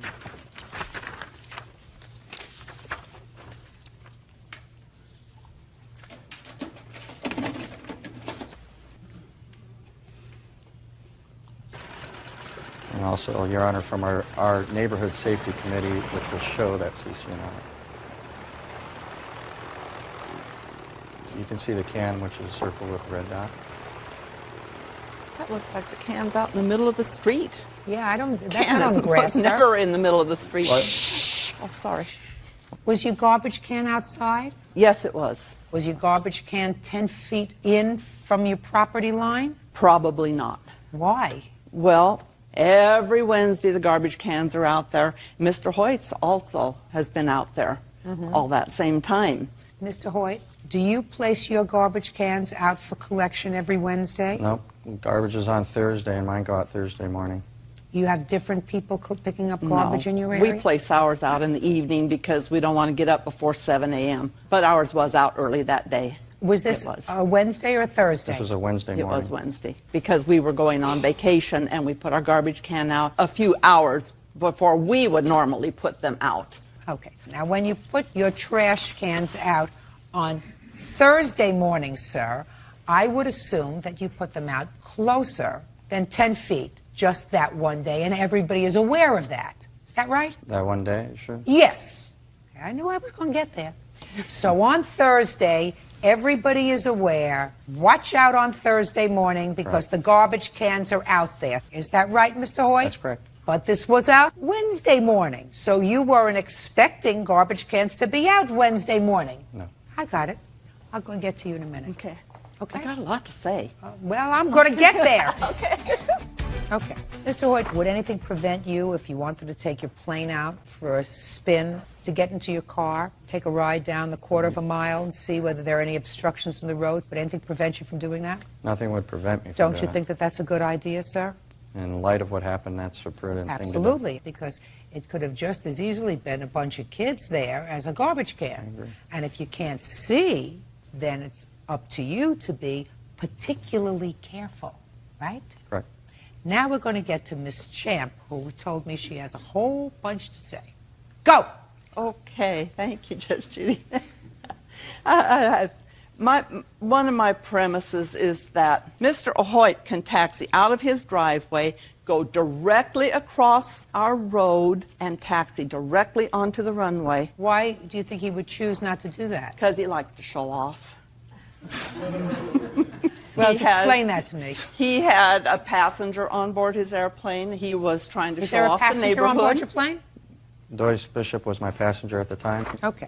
So Mr. Hoyt knows that you can't see over the front of his plane. It would seem to me that if you don't have at all times a clear view of what's in front of you, then you have to make darn sure that the area is clear.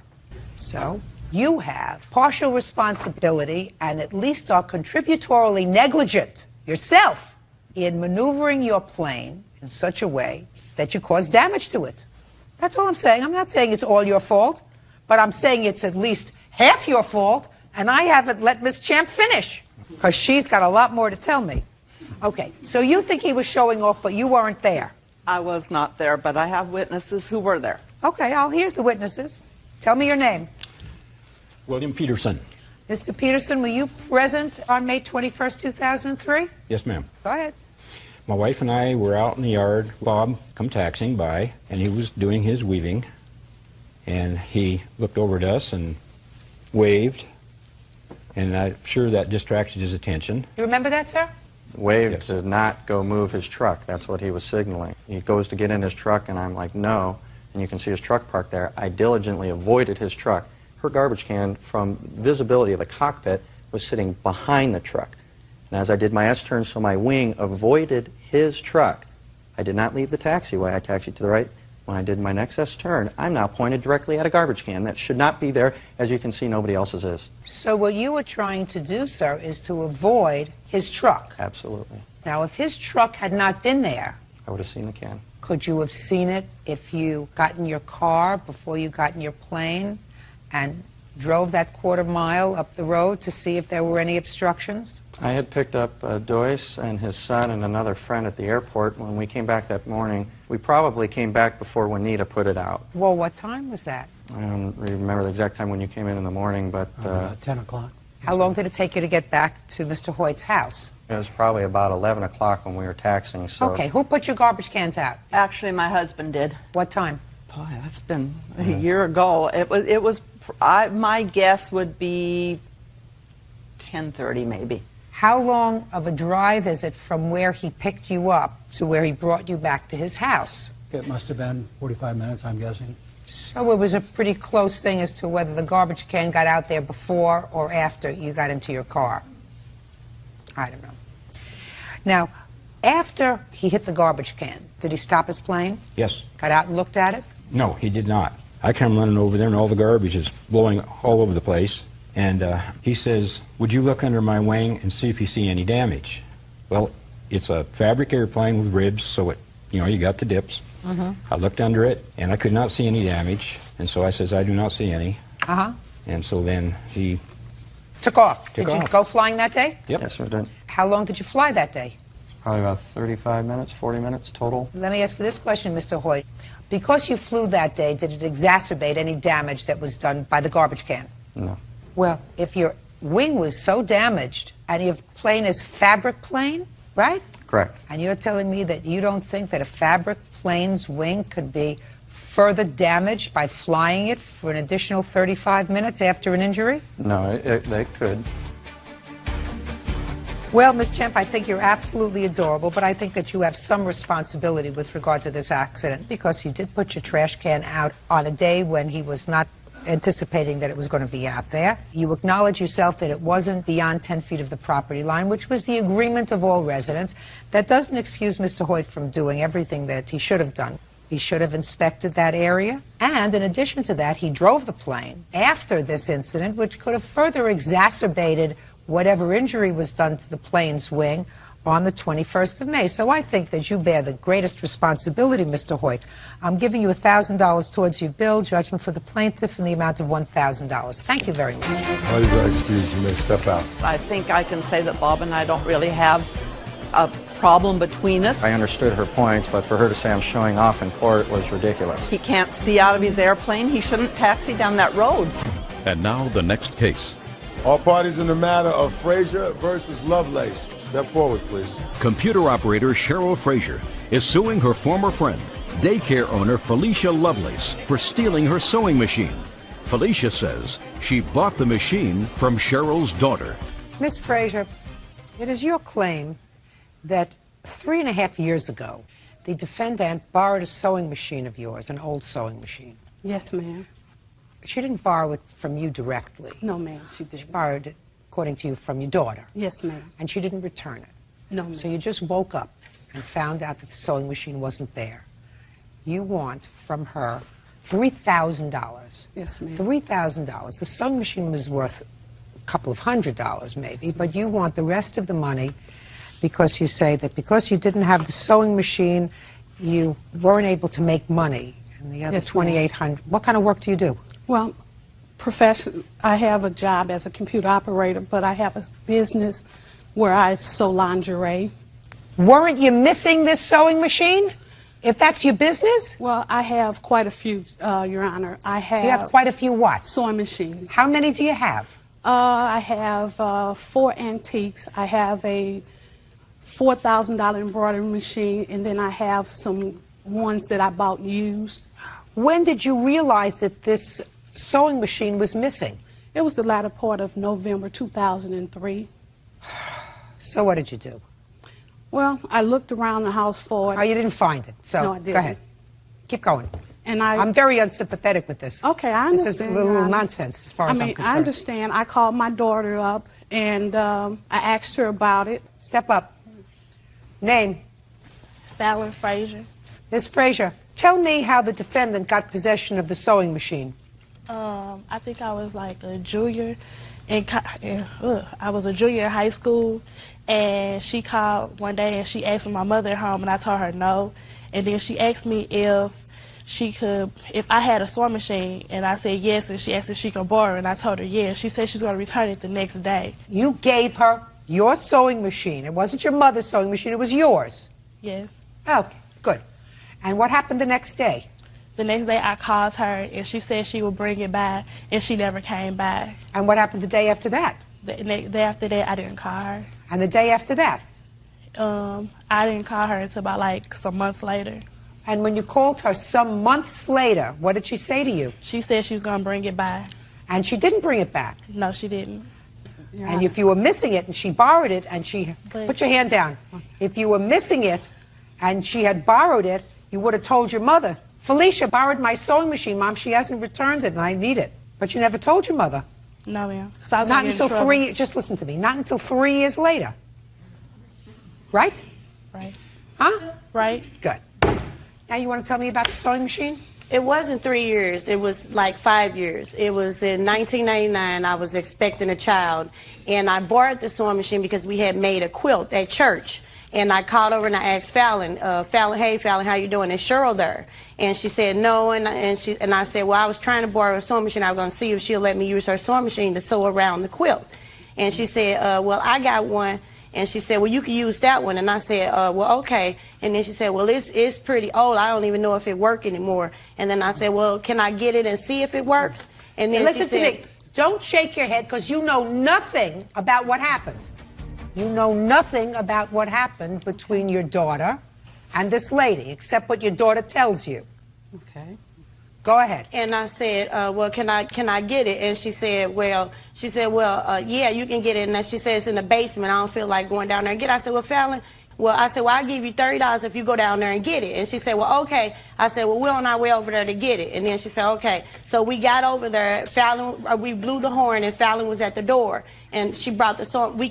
I went up to the porch, and she came out with the sewing machine. I got the sewing machine. Fallon never called me back for that sewing machine because she said she didn't. She said she didn't even want it because it wasn't no good. Listen to me. Miss Lovelace, your story changed a little bit from the answer that you wrote.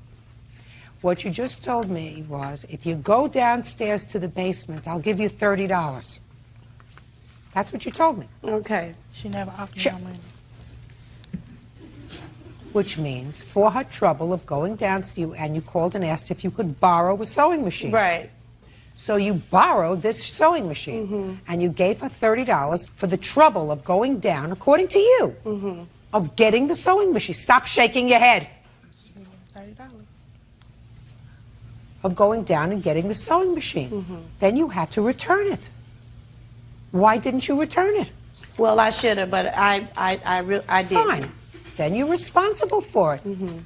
Because she's underage, she can't give away something that clearly was not necessarily hers, might have been her mother's, I'm not exactly sure. She said it was hers. I have an old one, according to you, but clearly you borrowed it, you kept it for a long period of time. You don't still have it, according to you. No. And clearly this was an old sewing machine that Miss Frazier never even missed in, you say, since 1999. Maybe 1999, maybe 2000. I don't know what it is. I mean, the sewing machine isn't worth much. Wasn't worth much when you got it in 1999. Certainly wasn't worth much in 2003 by the time you woke up and found out that it wasn't there. How much do you think, Miss Frazier, this was worth when it was borrowed? I had just bought the sewing machine. I don't believe that. No. Listen to me. I bought it used. Okay. I bought it used, and Miss Frazier, listen to me. Okay. I don't believe that your daughter gave away a machine that you had just purchased, whether you just purchased it new or used. I don't believe that you had just purchased it.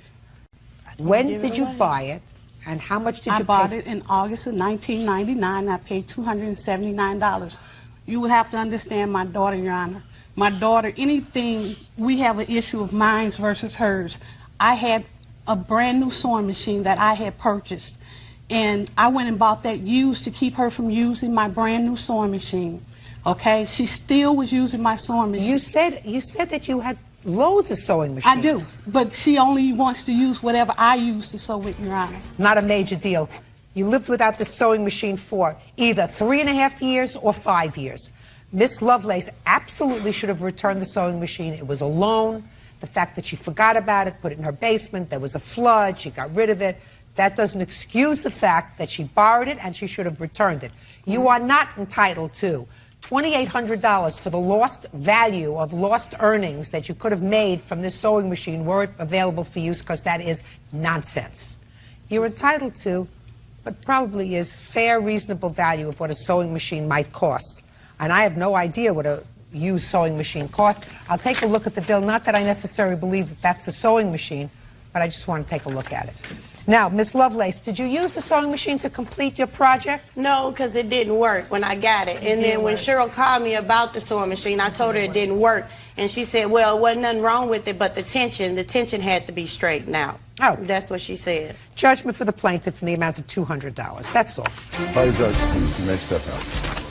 She doesn't even run a business to get $3,000 for it. So she got what she had coming. I do, in fact. I just started up my business, and she knows. She's been to my home. She's been harassing me. She's been calling the state and everybody on me, trying to bring me down because I run a business. I don't do things like that. I don't involve my children in anything like that. I have 13 kids of my own to take care of. I don't have time for her harassing me and calling me and harassing me. Calling her about something that was mine is not harassment. She's trying to blow everything out of proportion, and she's trying to get me for what? I don't know. The friendship was gone a long time ago. We have police reports and everything about this girl. This girl is crazy. Catherine Smallwood is suing her neighbor, Nathan Moon, for vet bills from a dog attack. Court come to order. All rise. Have a seat, please. Hello, Judge. How are you, Ken? Case number 2034, Smallwood versus Moon. Thank you. Thank you. Miss Smallwood, you and the defendant are neighbors. Yes, You probably share a common area either in the front or the back. You have small dogs. I think you have a large dog or two. And 2 of them, yes, ma'am. Hmm? Yes, ma'am, 2 of them. And it is your claim that one of his dogs attacked your dog on your property. That's the dog was injured. You want the defendant to be responsible for the vet bills that you had for your dog. Yes, ma'am. How long have you been neighbors? I've been living in the neighborhoods for 23 years. And what about you, sir? 2. Do you own your own home? Yes, ma'am. And you? I rent it. Are you familiar with Mr. Moon's dogs? Not at all, sir. Have you ever seen them before? No, ma'am. You mean in the 2 years that he's been there, prior to this incident, you've never seen his dogs? They live in a back cul-de-sac from where I am. Do you have adjacent property? No, ma'am. He lives maybe about, I want to say almost a mile. Really? Mm-hmm. Is that correct, sir? I guess so. I don't know exactly where her house is either. Well, so you don't have adjacent property. We just live in the same neighborhood. How did your dog get out? Is not an answer. Yes, ma'am. So the one. Try to speak up. I guess it jumped over the fence. What kind of a dog is it? A pit mix. On what day did it jump over the fence? About 2 months ago from today. Has it ever jumped over the fence before? It has. Then you don't have a big enough fence. Well, she climbs the fence. It's not that she just hops over it. She actually literally climbs it. Then you keep her inside. Then you keep her outside if she wants to be outside, and you keep her on a chain. Yes, ma'am. Because if you were aware of the fact that your dog can get out from over the fence, then the dog is not in your control. Correct. On what date was your dog injured? May 10th. Of this year? Yes, ma'am. Did you see the incident? I didn't see it right away, but as I set the dogs out to use the bathroom, went back in the house, put some clothes on, heard a commotion, went back outside, and that's when I seen the first attack. And I yelled at the dogs, and they took off running down the street. How many were there? 2. Were they pit bulls? Yes, ma'am. It's to my knowledge. What color were they? White. Is that the color of your dogs? Yes, ma'am. And they were together? The 2 of them were together? Yes, ma'am. You say that was the first attack. Right. So your dog was okay? Well, he was laying in the ground, and I ran and put clothes on. I yelled at him. The dogs took off running. I come back out to get him, but he's on the other side of the yard. I have a half acre, so he's literally on the other side of the yard. Your dog or his dog? My dog, after I seen the video. I wasn't sure how he got there, but the animal control say I don't have a case unless I have video. And I looked at the video. Where did you have a camera? In your backyard? In my front yard. It's in You the have front. that video here? Yes, ma'am, I do. I'd like to take a look at it. Is that your yard? Yes, ma'am. And that's your dog, sir? That's my little one, the black and white. The little one is your dog, but the big one is his? Yes, ma'am. And see there.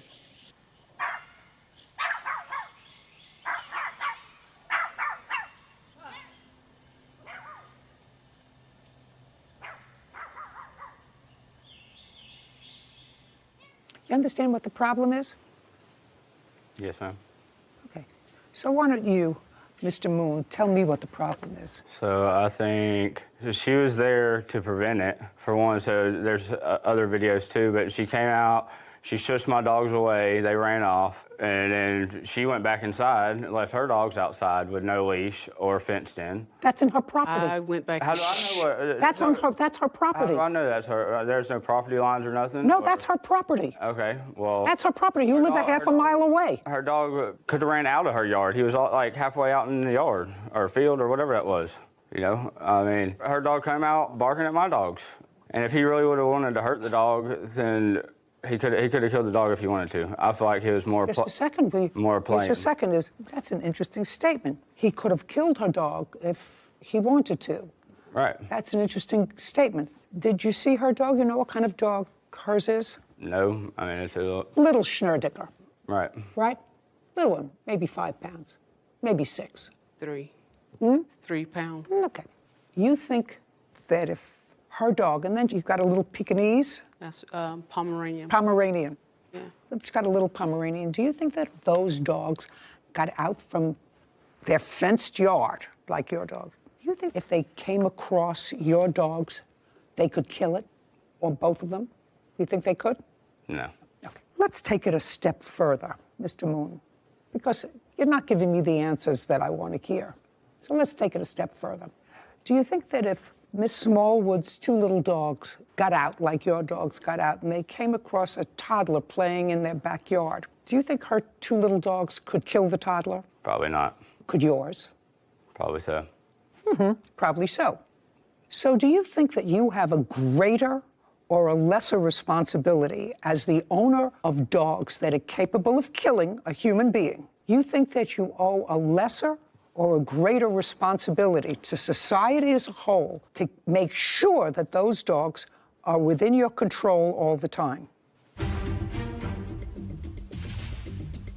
You want to be a fool and own dogs that are capable of killing, you have to be responsible. Just as if you had a wild tiger, you wouldn't leave it out in the backyard in a fence that it could climb.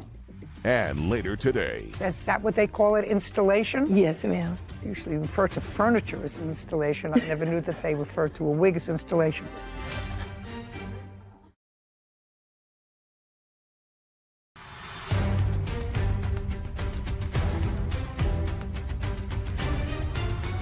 Catherine Smallwood claims her neighbor, Nathan Moon, owes for vet bills from a dog attack. So you think that you owe a lesser or a greater responsibility to society as a whole to make sure that those dogs are within your control all the time? Correct. Well, since then, And what you told me, I'm still venting, because for those people in the world that decide that dangerous dog breeds, those dog breeds that have been deemed dangerous in every state in the United States, and insurance companies won't insure you if you have certain breeds of dogs, and yours are within that little group of dogs. Most insurance companies, unless you pay a very high premium, exclude injury from those dogs. So you understand that you have animals that are deemed dangerous, and you told me 5 minutes ago that your dogs are able to climb over the fence, and they've done it before this incident. Isn't that what you told me? I mean, I have my reporter here who can read it back. Isn't that what you told me? Yes, ma'am. Well, if you agree with me that your dogs are capable of causing death to a human being, and that your dogs have been able to get out from the enclosure that you prepared for them, then there is no question that you are responsible for any damage that your dogs do to another dog, to a child, to an adult. You want to be a fool and own dogs that are capable of killing, you have to be responsible. Just as if you had a wild tiger, you wouldn't leave it out in the backyard in a fence that it could climb, because if you did, you would be responsible if it ate 3 people. Do you know how many people pit bulls killed last year? They just killed another one in New York. A woman ate her. So you want to be a fool and have a dog like that, you're responsible for any injury it causes. Also have pictures of the injury. I'd like to see it. How much were your vet bills, Miss Smallwood? The vet bill was $1,421. And I'm going to tell you this, Mr. Moon. So there's no question you're responsible for her vet bills. No question. But because you told me that your dogs had gotten out before and you didn't remedy that situation, I'm tacking on another $1,000, which is what she's requesting. And while it's not for pain and suffering of the dog, because I'm precluded from giving you that kind of an award, it's a deterrence for people who have dogs that can kill, to keep those dogs under their control all the time. And if you don't want to do that, get a Pomeranian.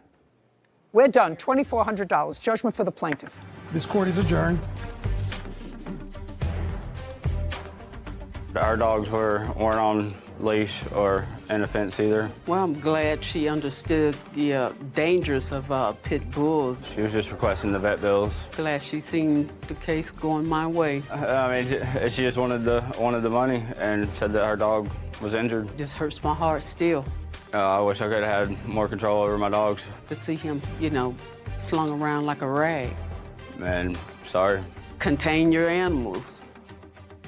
Yeah, one thing you picked up on but didn't quite name it was that when he knew his dog was capable of climbing over his own fence that he had enclosed the dogs in, he was on notice from that point forward that his dogs were capable of getting out of the yard. He knew that they had potential to be dangerous dogs, and he chose not to do anything about it. And you can't claim anything was an accident after the point where you were put on notice. So I agreed completely with your judgment. A, I'm glad you agree with me, and B, I'm glad that the...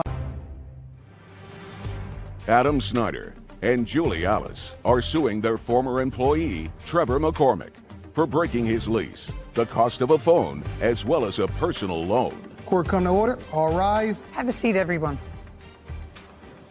Case number 2031, Snyder Alice versus McCormick. Thank you. You're welcome. Mr. Snyder, you own a farm. I do. And this is your girlfriend? Yes. How long has she been your girlfriend? 5 years tomorrow. You say that as a 5 years tomorrow. And? And I'm just saying, it's 5 years. 5 years tomorrow. Yeah. And the rest of our lives. Okay, good. You know that? No, he's learning. He's learning. Terrific. Okay, this is what I'm gathering from the bare bones of the story. Mr. McCormick was dating an employee of yours. Correct. What was that employee's name? Natasha. When were you dating the lovely Natasha? We weren't really dating. We were an acquaintance. Where was Natasha living? She was living, when we first met, she was living at a friend's house. And she was working for Adam as an employee at a restaurant. And when was that? Month and year? I'd say around September of last year. September 2021? Yes.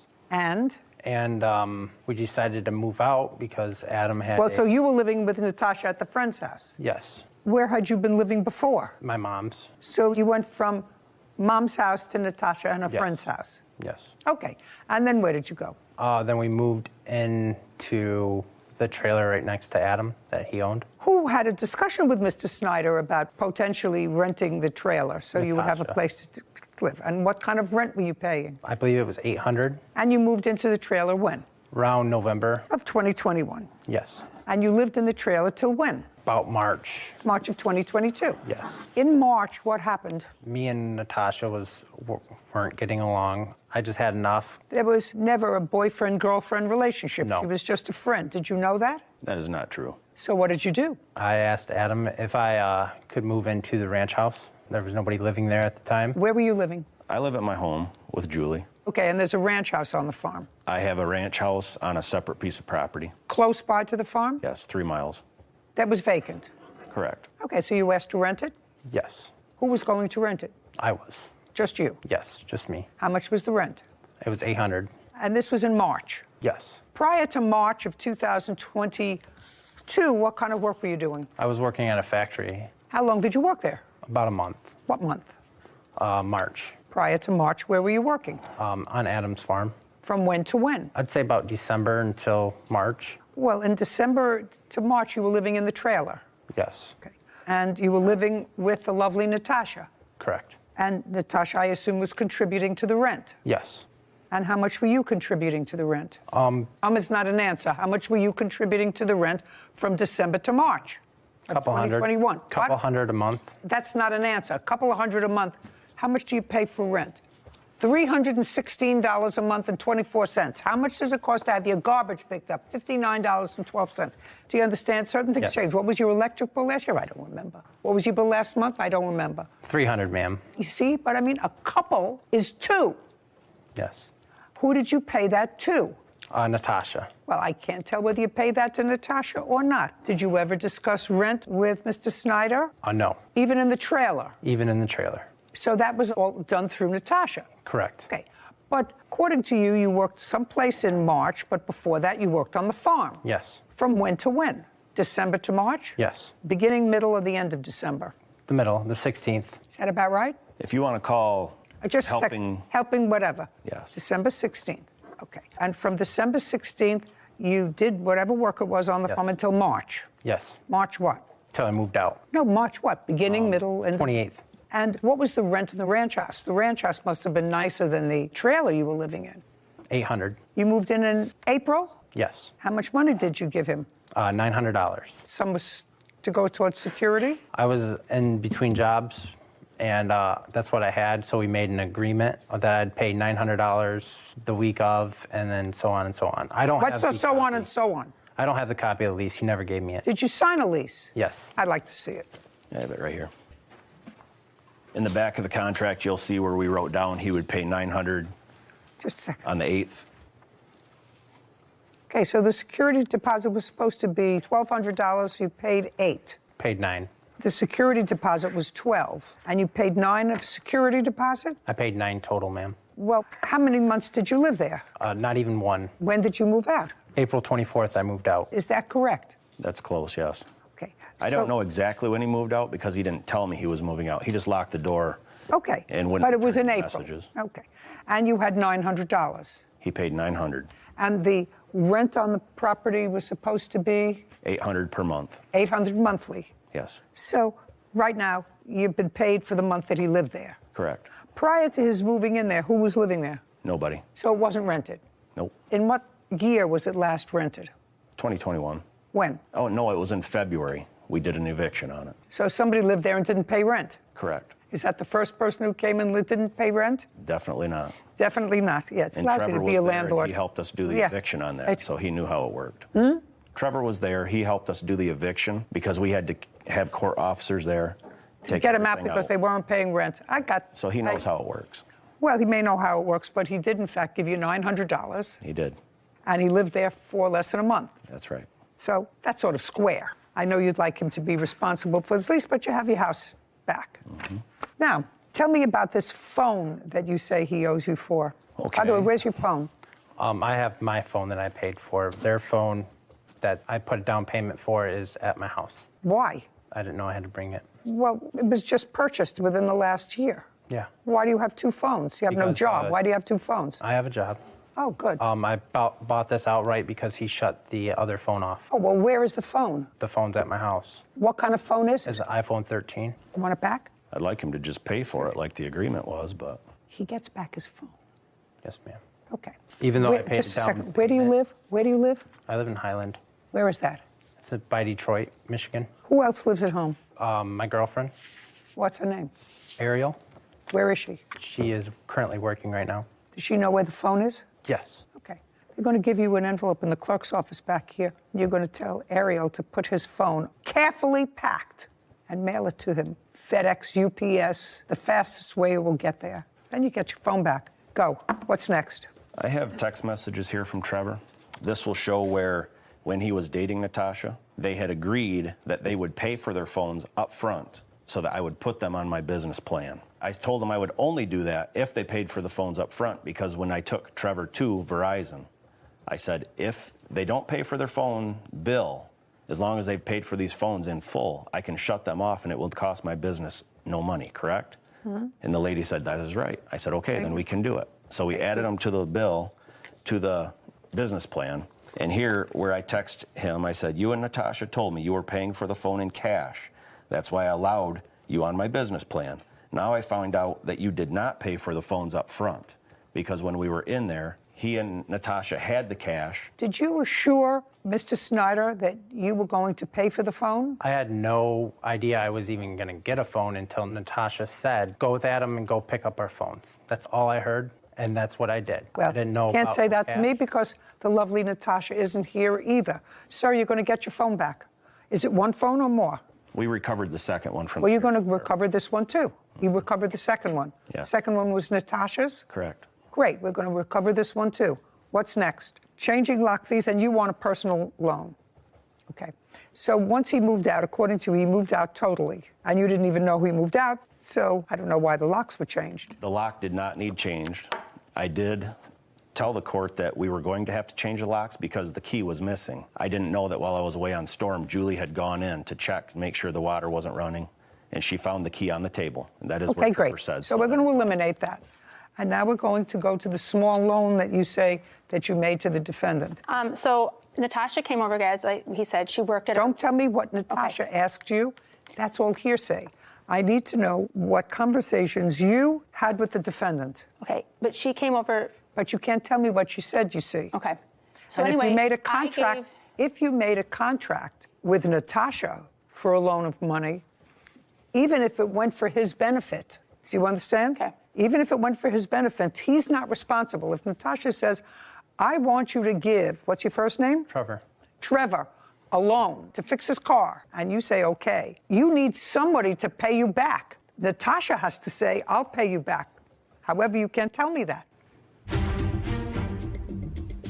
I was not in the house at the time when they were discussing that. Well, you said you went into the house. I came to pick Natasha up. I don't want you to make yourself appear any more stupid. Do you understand? Try not to do that.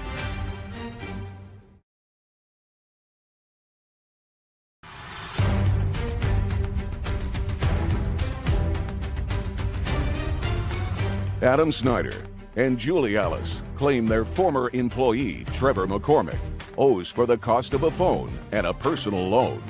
Trevor is countersuing for unpaid wages. Now, did you ever have a conversation with Trevor about money? I do. I have a text message telling him. No, tell me, not a text message. The conversation was not verbal. It was by text message? Correct. Okay, so I'd like to see text message from him. Yep. This has from Trevor. This is his number. Okay.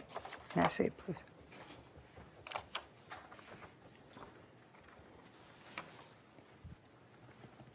He did pay me $100 in cash. Okay, so it's clear from this text exchange, sir, that you borrowed a certain amount of money from the plaintiff. I did not borrow Natasha. Yes, well, it acknowledges it here because you say, I start that job on the 14th. I will pay you back out of my first check. It was for me, and I will pay it. That's what you wrote. Do you understand?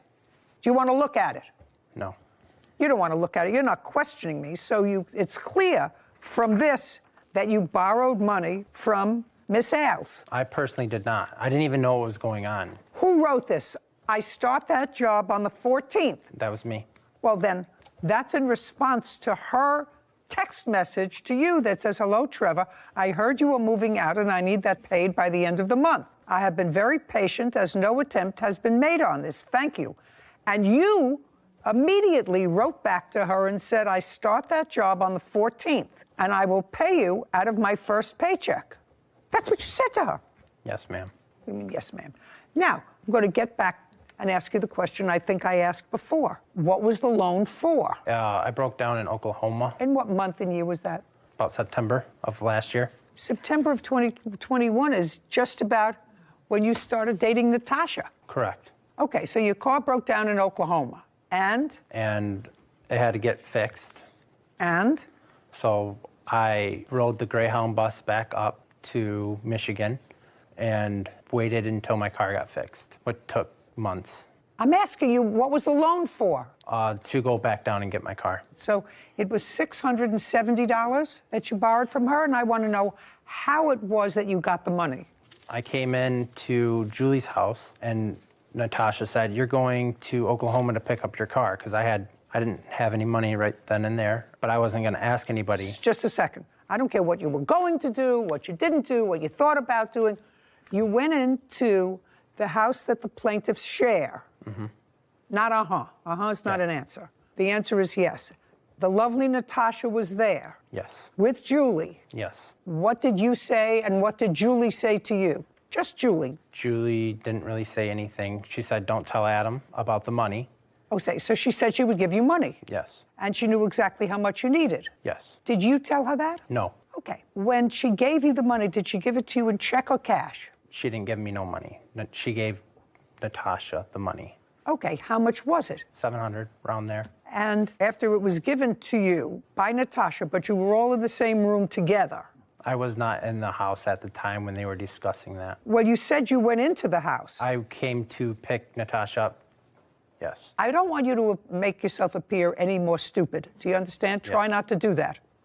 You were in the house with Julie and Natasha at some point, and at some point money was discussed. No. Was money discussed in front of him? No, it was not. Okay. So your loan was not with him. Do you understand? Yes. Unless he ratifies the loan subsequently. Is that correct? Correct. This is from my person who just studied for the bar, and I have to go back in my mind 50 years. If my memory is correct, if you don't make a loan directly with someone, they cannot be obligated to repay that money. However, if they subsequently get use of that money and subsequently agree to repay you, they have ratified that contract. Correct. You just have to decide if that's a ratification. Yeah. What would be your take on that? Take a look at it very carefully. What would be your take? It was for me, I will pay it. Seems pretty close to textbook ratification. Yeah, I would say so. I start a job on the 14th. I will pay you back out of my first paycheck. I just wanted to keep the peace because she was down my throat. This woman was down your throat? Yes. She may have been annoyed, very annoyed, but she wasn't down your throat. She was the one who volunteered to give you money in your time of need. How could she be down your throat? Okay. So far you paid her back $100. Is that what he paid you back? So he owes you $600. Okay. So far, Mr. Snyder, I'm not with you on it, on the rent. Okay. I'm not with you on the lock change fees. I am with you on the phone, which you're going to get back. He's going to get that back within 5 days. Otherwise, he's going to have difficulty. Here from the day that he did the phone purchases, instead of paying for the phones up front, he also added a bunch of other cordless phone chargers and everything else to the bill. How much were the extras?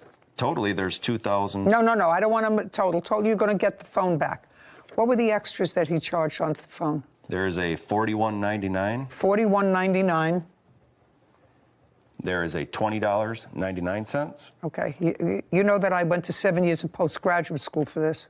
Keep going. $29.99. 7 years. They were very hard years. I also took the bar exam. Keep going. $29.99. $17.99. Oh, it's getting worse. Not better for you, Mr. Snyder. And $11.99. Worse. A lot worse. $122.95. Okay. You have a counterclaim. Yes, ma'am. For what? Working on the farm. Okay.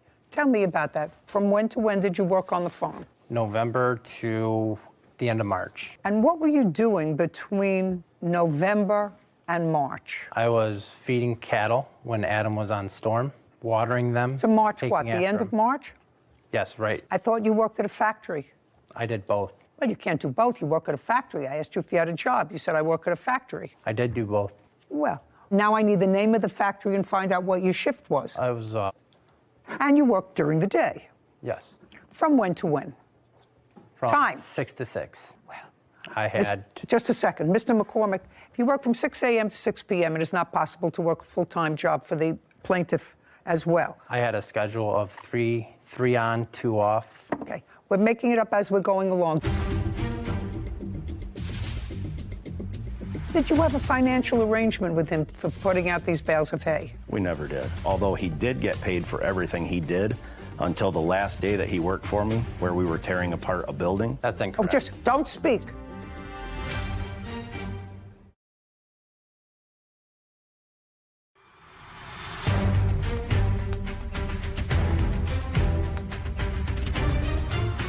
Adam Snyder and Julie Alice have accused their former employee, Trevor McCormick, of refusing to pay the cost of a phone and the balance of a loan.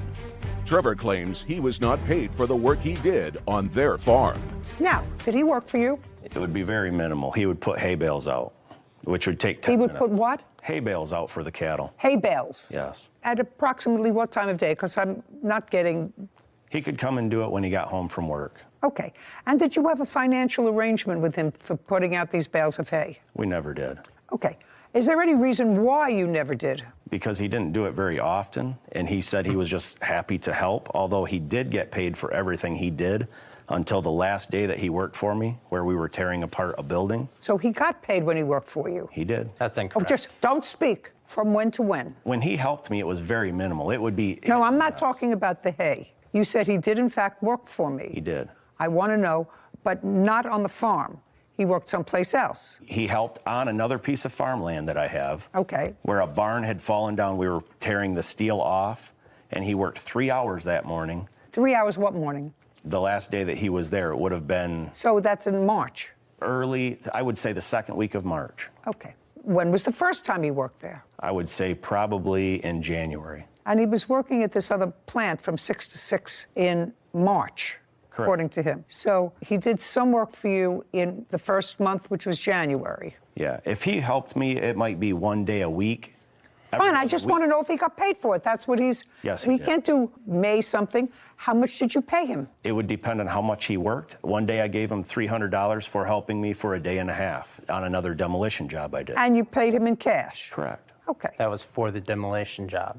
That wasn't for the farm. It doesn't make any difference, sir. If you have a full-time job and you're working part-time someplace else and you say he paid you... He did not pay me. Well, you say he didn't pay you for the farm. What he's saying is he had a job with me. He was a demolition job for which he got paid, which you do not deny. Is that right? I'm not. You just said that's not what I asked you.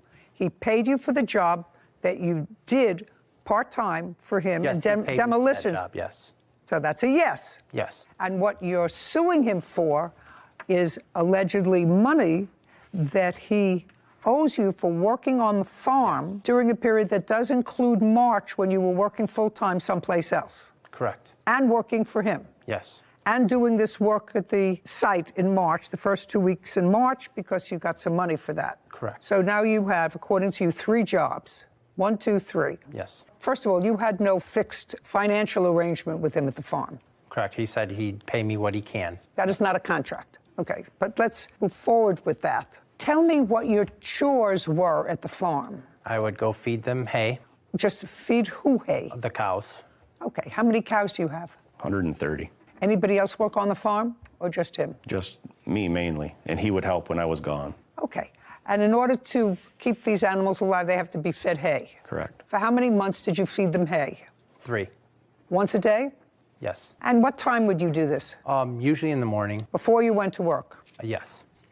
That had to be 5 o'clock in the morning. You went to work at 6 o'clock. You had a shift, according to you, from 6 to 6. Yes. Okay, so how long did this take you in the morning when you had a full-time job? Sometimes. Not sometimes. I want you to tell me how long it took you. Average about an hour and a half a day. So let's say it took you an hour a day. And how many days did you do it? I was with him every day before I got the job. I would go with him every day. I don't care. Okay. For the 3 months, I'm asking you how many days you did it. 45. That be right? In the 3 months, maybe 45 days? How many days did he No. put out hay? If Trevor fed the cattle 12 days the whole time by himself, I'd be surprised. And I helped him because I was there. You did not help me when Just he a was second. gone. Yes. You helped him with the bales Yes, of hay? I helped him because we also had another hired hand that would help me too. So I was rotating between both of them. Okay, so let's say he worked 20 hours. Did you pay him any extra money for this work? No, not for feeding cattle. Not feeding cattle. And you didn't have any arrangement with him whereby he would work on the farm and he would get something off his rent? No. Okay, so he has to be paid for that. Sarah Rose, would you look up and see if there's a minimum wage in Michigan? What's the federal minimum wage? I don't know anymore. $15. So the minimum wage is now $15 an hour. That's federal. Yes, ma'am. 15 times 20. $300. Okay, so, Mr. Snyder, let's start with you.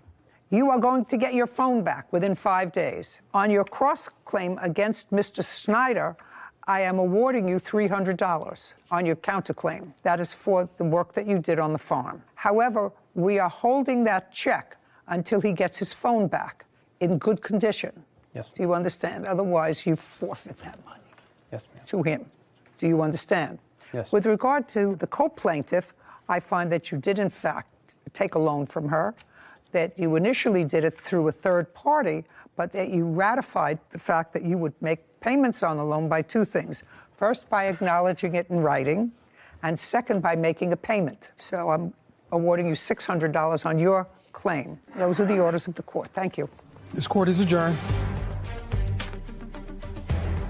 I think they're scam artists. We came here to try to teach him a lesson that when he enters into contract with somebody, the contract is a contract. They're greedy. They want money. They need money. For being greedy, we did a lot to help this guy out. By doing pretty much anything they ask. Well, we've decided we're not helping people out anymore.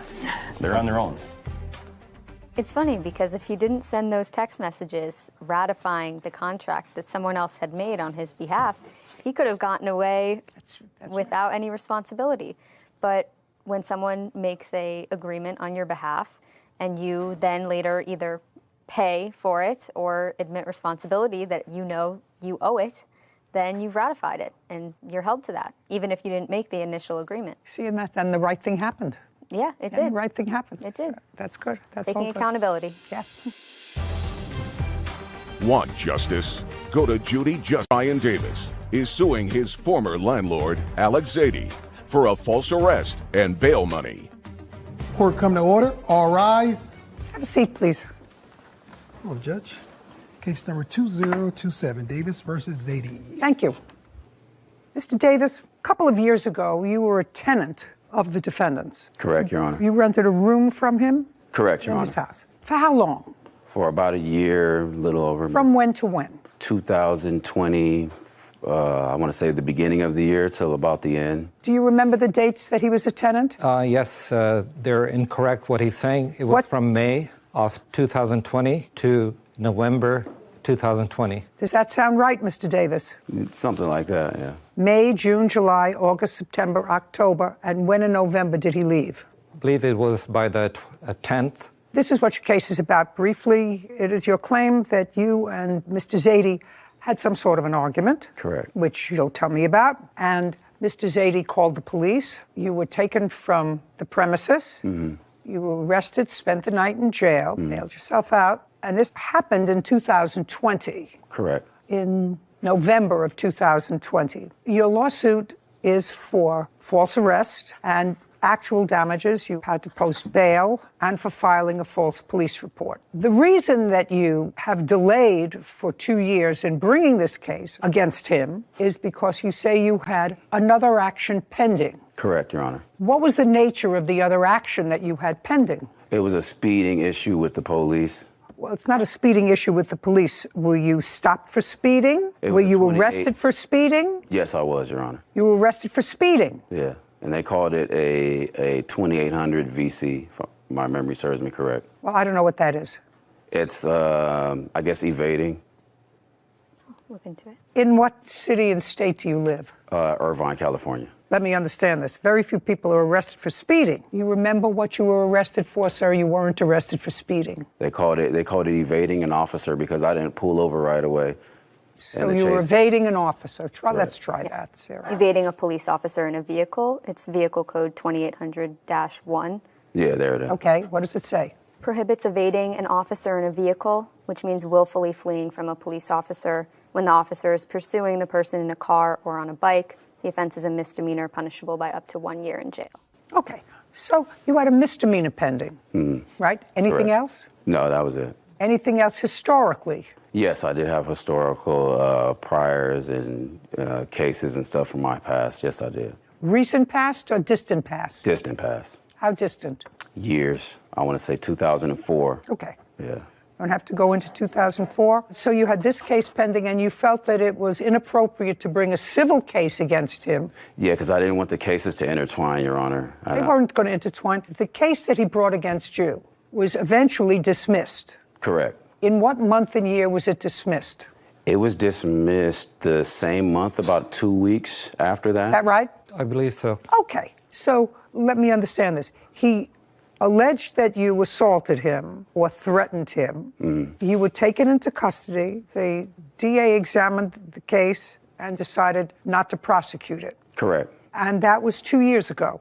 Correct. Well, I don't know who gave you advice, sir, or whether you did this on your own, but bringing a civil case against someone for something has no impact whatsoever on a pending criminal case, be it a felony or a misdemeanor. You know, if you were driving in a car and someone hit you in the rear in November of 2020, and you waited 2 years to bring that because you had this evading a police officer action and you thought that that was a valid reason, your case would be dismissed for the hit in the rear and whatever injuries you had, because you're supposed to bring these things in a timely fashion. I understand. 2 years is not a timely fashion. Now that I've suggested that to you, I would like to hear what you say transpired in November 2020, to the best of your recollection? On November the 9th, 2020, me and my former landlord, Alex Aditi over here, we had an argument about a guest that I had over. Okay. You had an argument over the phone or in person? Over the phone. Tell me how that phone call was initiated. He texted me some things, and I called him because I wanted to... Okay. He texted you. Do you have a copy of that text? No, I don't have the text. Do you recall what that text said? Yes, I do. Tell me what it said. I told him that he has to get his girlfriend out of the house because she's been coming in every day and night, staying there. Okay. So you said, in effect, I rented you this room, not your girlfriend. Correct. You got to get her out of the house. Yes. Okay. I had you remember her name? To him just a second. You remember her name? Not. What was her name? Tawana. Now, when you rented the room in May, just a second. When you rented the room in May and you moved in, did Tawana move in with you? She did not move in with me. So when you rented the room for yourself in May, you rented the room as a single person? Correct, Your Honor. Okay. And when did you bring Tawana into the room? It would be once in a while. No. What month, sir? I don't recall the exact month. What month, sir? It started happening like back in August, every day. It started one day, then every other day, and then it became constant day and night. For how long? For a long, long time, till towards the November when it just went out of proportion. The argument was about having his girlfriend, according to you, practically living there. Right. And you didn't want her there? No. Okay, because you rented a room to a single man who, until the girlfriend started to come in, I assume you didn't have trouble with. Right. So that's what your text message said to him in November. And as a result of that text message, you called him on the phone. Mm-hmm. I'm just trying to lay out the story. Okay. So you called him on the phone, and you said what to him, and he said what to you? I don't recall exactly what I said to him, but I remember he told me to tell her, get the out, get out my house, get out right now. Your girlfriend is a... He was saying a bunch of derogatory things over the phone to me and then hung up in my face. I'm working at the time. So when I came back... Did you call your girlfriend? No, I didn't call her. Did you text her? We speak regularly. We're talking all the time. No, then. Yeah, she knew about it. She did. Don't tell me what she knew. I just asked you if you texted her or called her. Yeah, I did. You did. And when you texted or called her, was she in the house? Was she in your room? No, she was gone already at this time. When we were arguing, she was... Just a second. Is that because he told her to leave? No, she was leaving already. She had work to go to. She wasn't living there. She had her own place and job in Lakewood, California. And I would tell him that all the time, but he would always insinuate that, oh, no, she's living there. I'm like, no, she's not. She pays $2,000 in rent. He lives in the house with you. Right. Now, before Tawana, had you had any difficulty with him? You None moved at in all. in May. May, did you have any difficulty? No. No. June, did you have any difficulty? No. July, did you have any difficulty? No. No. You didn't have difficulty until Tawana came. Mm-hmm. Well, that was the difficulty. Mm-hmm. So he told you in a very rude way, if I accept that, to get Tawana out of his house. Correct, Your Honor. Then you came home from work. Mm-hmm. What time did you get home from work? About 9-ish. And Tawana was gone. Yes, she was gone. Had she taken her things? There was nothing for her to take. She didn't bring stuff over there. She wasn't living there. No, but she came over there and stayed a few days a week and never Maybe had any an stuff. overnight bag. Okay, That's but it. she took it with her when she left. Correct. Okay. Yeah. So you got home about 9 o'clock, and what happened? I got home at 9 and I said, don't disrespect me and my woman. You know, this is the woman I love. When you got home, you walked in the front door. Where was he? He was in the kitchen and he had a female guest there too. He's allowed to have a female guest. It's his house. Yeah, right. The pot calling the kettle black, basically. No, Hypocrisy. Mr. Davis. Mr. Davis, if you rent a room to a single guy, did you have a lease agreement with him? Yeah, I did have a lease agreement. Did you have a written lease? Yes, I did. Did your written lease provide that you were going to live there? Yes, it did. Just you? Yes. Well, you bring in another person, that's in violation of the lease. That's not in violation of the lease because there was nothing in the lease that said I couldn't have guests. He actually said I could have guests. Guest is one thing. A guest is somebody that doesn't come with an overnight bag regularly. No, he said one I day, could have an overnight 2 days, 3 days, 4 days. That's more than an occasional guest. That's somebody that comes and goes even when you're not there. Because according to you, you contacted Tawana while you were at work and she was at the house. That's false. Well, I thought you contacted her, and then you said she left. She took a few things with her, probably just an overnight bag. No, she was not going there when I wasn't there. That's false. Are you saying that she was not in your room when you were not home? When I was not there? No, Yeah. she would not be there. That true? No, he had made a key to her. She would come as she pleased. Did you make her a key? False. That's absolutely false. Did you make her a key? No, that's is my absolutely question. false. No, I Do you didn't make her still a key. speak to Tawana? No, I don't. We kind of fell out of touch. If I were to call Tawana and ask her whether or not you made a key, would she tell me she did or she didn't? She would say that I didn't. Didn't? Yeah. Phone number. I have it in my spam. I don't have her number saved here. I'm not exactly buying the fact that Tawana did not have access to the home even when you weren't there. Even if it was just a half hour before you came home from work, sir. You work until 9 o'clock every night? Your Honor, I had this to say about the whole key situation. I gave her my key when I was locked up in jail from his false police report. I gave her my property, and she had my key then to help me get the stuff out of his home. But I never went and made her a copy of a key anywhere. Did she ever use your key other than when you were incarcerated? No. He says she did. Davis claims his former landlord, Alex Zadie, owes for bail money after Alex had him falsely arrested. Okay, so now you're having this discussion. He's in the kitchen. You come home from work at 9 o'clock, and you went into the kitchen to look for him. Correct. And when you found him, tell me what happened. We had just a brief, maybe 2-minute conversation or argument, discourse about what the things that he said. And I said, you know, don't be disrespectful to my woman and me. And I said, you know, you're a bitch. I called him a bitch. I did. But I never threatened him, No, you harassed said him. you're what? That's it. What does that mean? That's a half a sentence. Well, He was calling him a bitch. You are a bitch. Oh, you were calling him? yes, because he says a these guy. things over the phone. He's a guy. Why would Yeah. you call him a... Because he says all these things over the phone, and he gets real loud, and he's a completely different person when he's on the phone than when I'm in You his... think that's gender neutral? Yeah, at this point. Well, there you go. That's why I have you here. Okie dokie. So, okay, so you were going, don't call me that. You called him a name, and then things got heated, and then what happened? no, things didn't get heated. After that, he said, oh, that's how you want to do it? And then I said, if you want to get me evicted, you have to go through it the right way and do it legally and give me a 30-day eviction. No, he must have said to you, I want you out of here because you called me a name.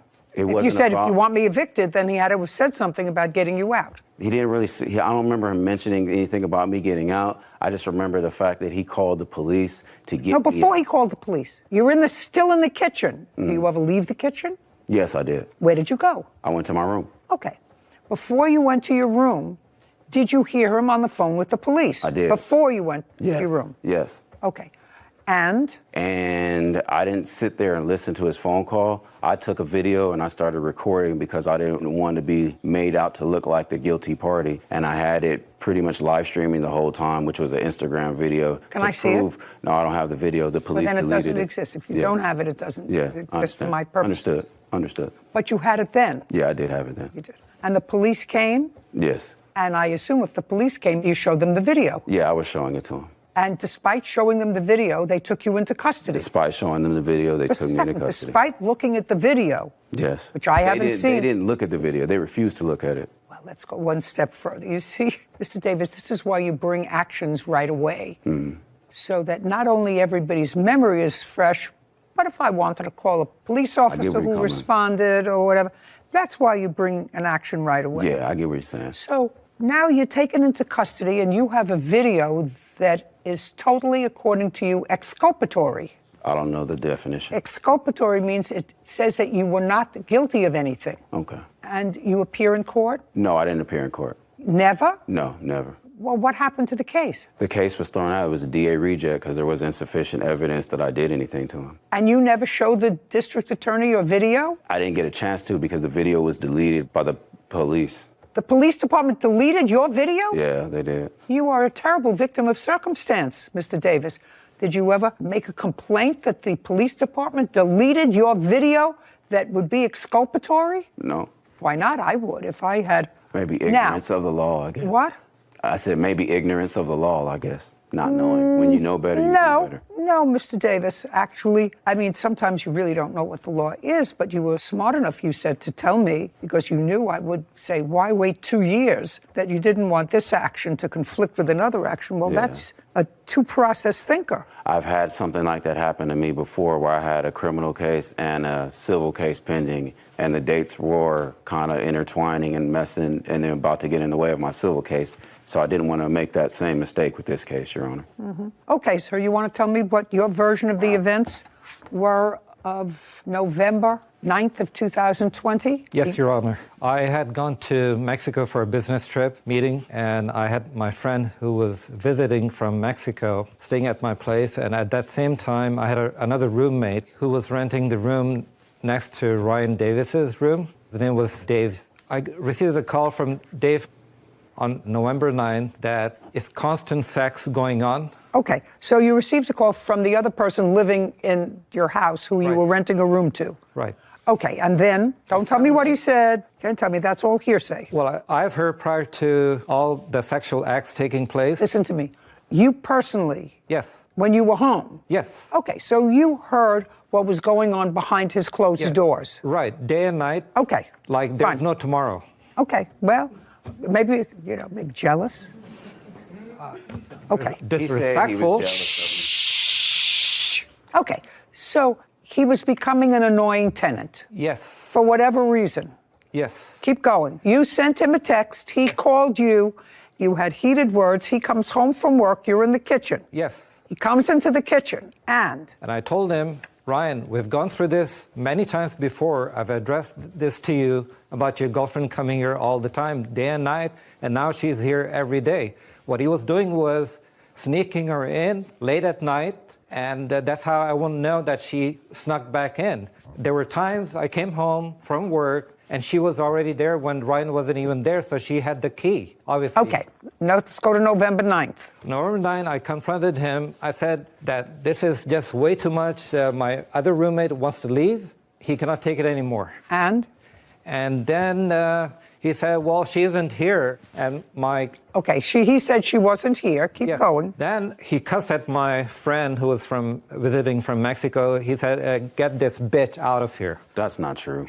Don't interrupt. And, okay. I said, you can talk to her. Okay, let's go. Right. Then he went into his room. He came back. He brought a samurai sword with him. And he flashed at me. I'm going to slice you in half like a butter. Okay. What? And I'm like shocked at that time, don't know what's going on with him because he's just changing character. I'm scared of my life. I'm scared of my guests. Okay. And then what happened? So and he then came out I said, you need to get out of here. You need to move. And then he went back. He didn't do anything with the sword. No, he didn't. He went back in the room with the sword. He put it there. Then he came back and he pushed me against the wall. As he was pushing me, I tried to block him by putting my two hands up. And when he pushed me, it bruised. I had a cut on my wrist, but there was a bruise. Okay. And now, I at what said, I'm point? going to call the police. Okay, so you called the police when he came back out of his room the second time, this time without the sword. And the police took a report. Yes. Do you have that report? Yes. I'd right like here, to see it. Mr. Davis, do you have a copy of the police report or any follow-up report? I'd like to see that too. Mr. Davis, where did you get the sword from? My girlfriend at the time. Which girlfriend? Twana. When did she get it for you? She got it during my birthday, for a birthday gift. When's your birthday? October 31st. And this happened on November 9th. Correct. Between October 31st and November 9th, did you have occasion to show Mrs. Zaidi prior to November 9th? So Never, between Your Honor. 31st and the 8th, did you show Mr. Zaidi the sword? Never, Your Honor. He's Just a liar. just a sec. Just answer my question. Davis has accused his former landlord, Alex Zaidi, of causing a false arrest. Alex says Ryan threatened him with a samurai sword. Okay. October 31st to November 8th, did you ever show Mr. Zaidi the sword? No, Your Honor. No. No. Okay. So unless he went into your room... He went into my room. Unless he went into your room prior to November 9th, there was no way he would have seen the sword. Correct. Okay. And when did you go away on this business trip, sir? On the 9th. That day? Yes, in the morning. And on what day did you first see this sword that was in his room? On the evening of November 9th. That was the first time, not his birthday, not second day, not third day. Okay. Does his room have a lock on it, by the way? From inside. From inside. Mr. Davis, were you on probation at the time of this incident for something in Riverside that involved a fraud? Yes, Your Honor. Okay. And that wasn't a fraud dating back to 2004? It was dating back... No, it wasn't an incident... For 2000 and, I believe, 15. Okay. So when you told me before, and I'm not even going to have Whitney read it back, you said the last time you had this speeding little problem and evading police, I said, well, before that? And you said, yeah, I did before that in 2004. Correct. But that was a lie. Which was like... Just a second, that was a lie.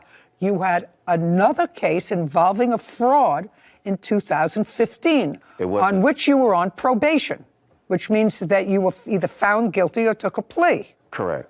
Okay. And when the police officer, Mr. Davis, took down your statement, you said that while you acknowledged that you had a samurai sword in your room, you said you had never shown it to Mr. Zaidi. Correct, Your Honor. You had never showed it at any time. Well, then how would he know that you had a samurai sword, sir, in your room when he called the police? Because he was going in my room, I believe, when I was not there, going through my stuff. Okay. That's the only other way I can know that he was... I'm not finished reading this, yes. Okay, that's fine. That's like the 2015 case. You just remembered.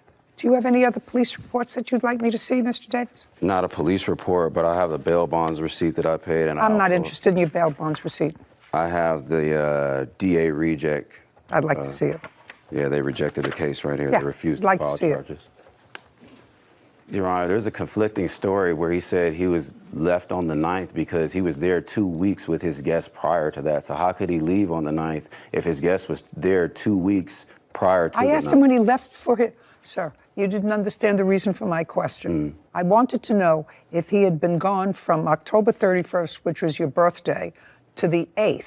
That's why I asked him when he left on his business trip. Correct. And he said he didn't leave until the date of this incident. You want to say he left before? He did That would leave be before. interesting. He What? did leave before. He did. Yes. On what date did he leave?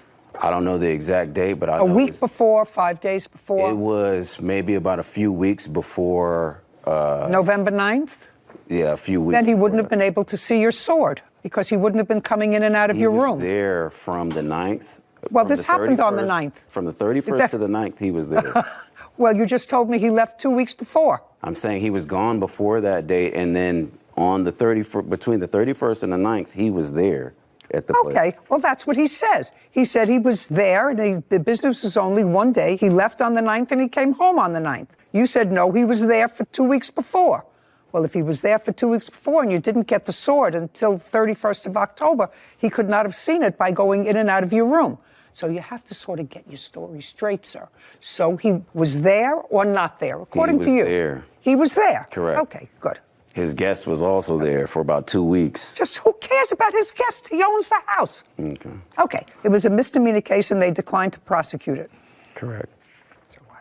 Your case is dismissed, Mr. Davis, for several reasons. It's dismissed because it was brought in an untimely fashion. It was brought 2 years after the fact for no valid reason. Your Honor, it's dismissed for that. It's dismissed for a second reason, because I find some of your testimony, sir, incredible. And one of the reasons I say that is because you were not forthcoming with a legitimate answer to me with regard to your prior history, which isn't always dispositive, but if you had something pending for evading the police, and you had something pending for evading the police while you were on probation for a crime for which you were convicted, either after trial or after hearing, do you understand? You would remember that. Are you still on probation? Yes, Your Honor. Okay. Your case is dismissed. We're done. This You're court is making a adjourned. big mistake, Your Honor. You have guests over 2 to 3 weeks at a time, but I have a girl over for 3 days, and now it's World War III. He was only allowed to stay there by himself, not with his girlfriend. I never went at him with a samurai sword. It was pretty scary. He basically just used the system against me because I'm a person of color and I have a record already, so I fit the bill. He had a criminal record. When I rented the room to him, he was asking for a second chance. It's easier for them to lock somebody up who's already been to jail. Nobody was renting him the room, and he was saying he's trying to start a new life. I'm 6'1", 200 pounds. I wouldn't even need a weapon if I was going to assault him, but I never did. Thank you, Judge Judy. You know, there are so many lessons from this case, I think, Sarah. One of them is there's a reason that the law tells you to bring an action in a timely fashion, right? Many reasons. Many reasons. One is because it's not like an afterthought, you know, and there are reasons for delays. You were in a hospital, you go into the armed forces, but here there was no really legitimate reason for him not bringing this kind of case in a timely fashion. And the other one that's always a good thing to me, what did you think about his credibility? Yeah, I think it's hard for a fact finder to believe the totality of your testimony if one of the first questions, just about a simple question of your prior history with law enforcement, if you have any pending charges, I think that's a very simple question. If you aren't fully truthful with the fact finder on that question, it makes it really difficult, and the rest of your testimony is now suspect. That's true. And it's a good lesson, because sometimes you think, well, it's sort of an innocuous question. I don't have to get it. But if I, sitting as a juror in a case, see that somebody is fabricating a fact, and they want you to believe them, you know, they're saying it is that I want you to believe my last law enforcement issue was in 2004. Oh, yeah. A long time ago, no run-ins. Right, nothing else, and a speeding ticket. And it sets the tone in a negative way, and it makes it difficult for the fact finder to find in your favor. I'm glad. So you agreed with that.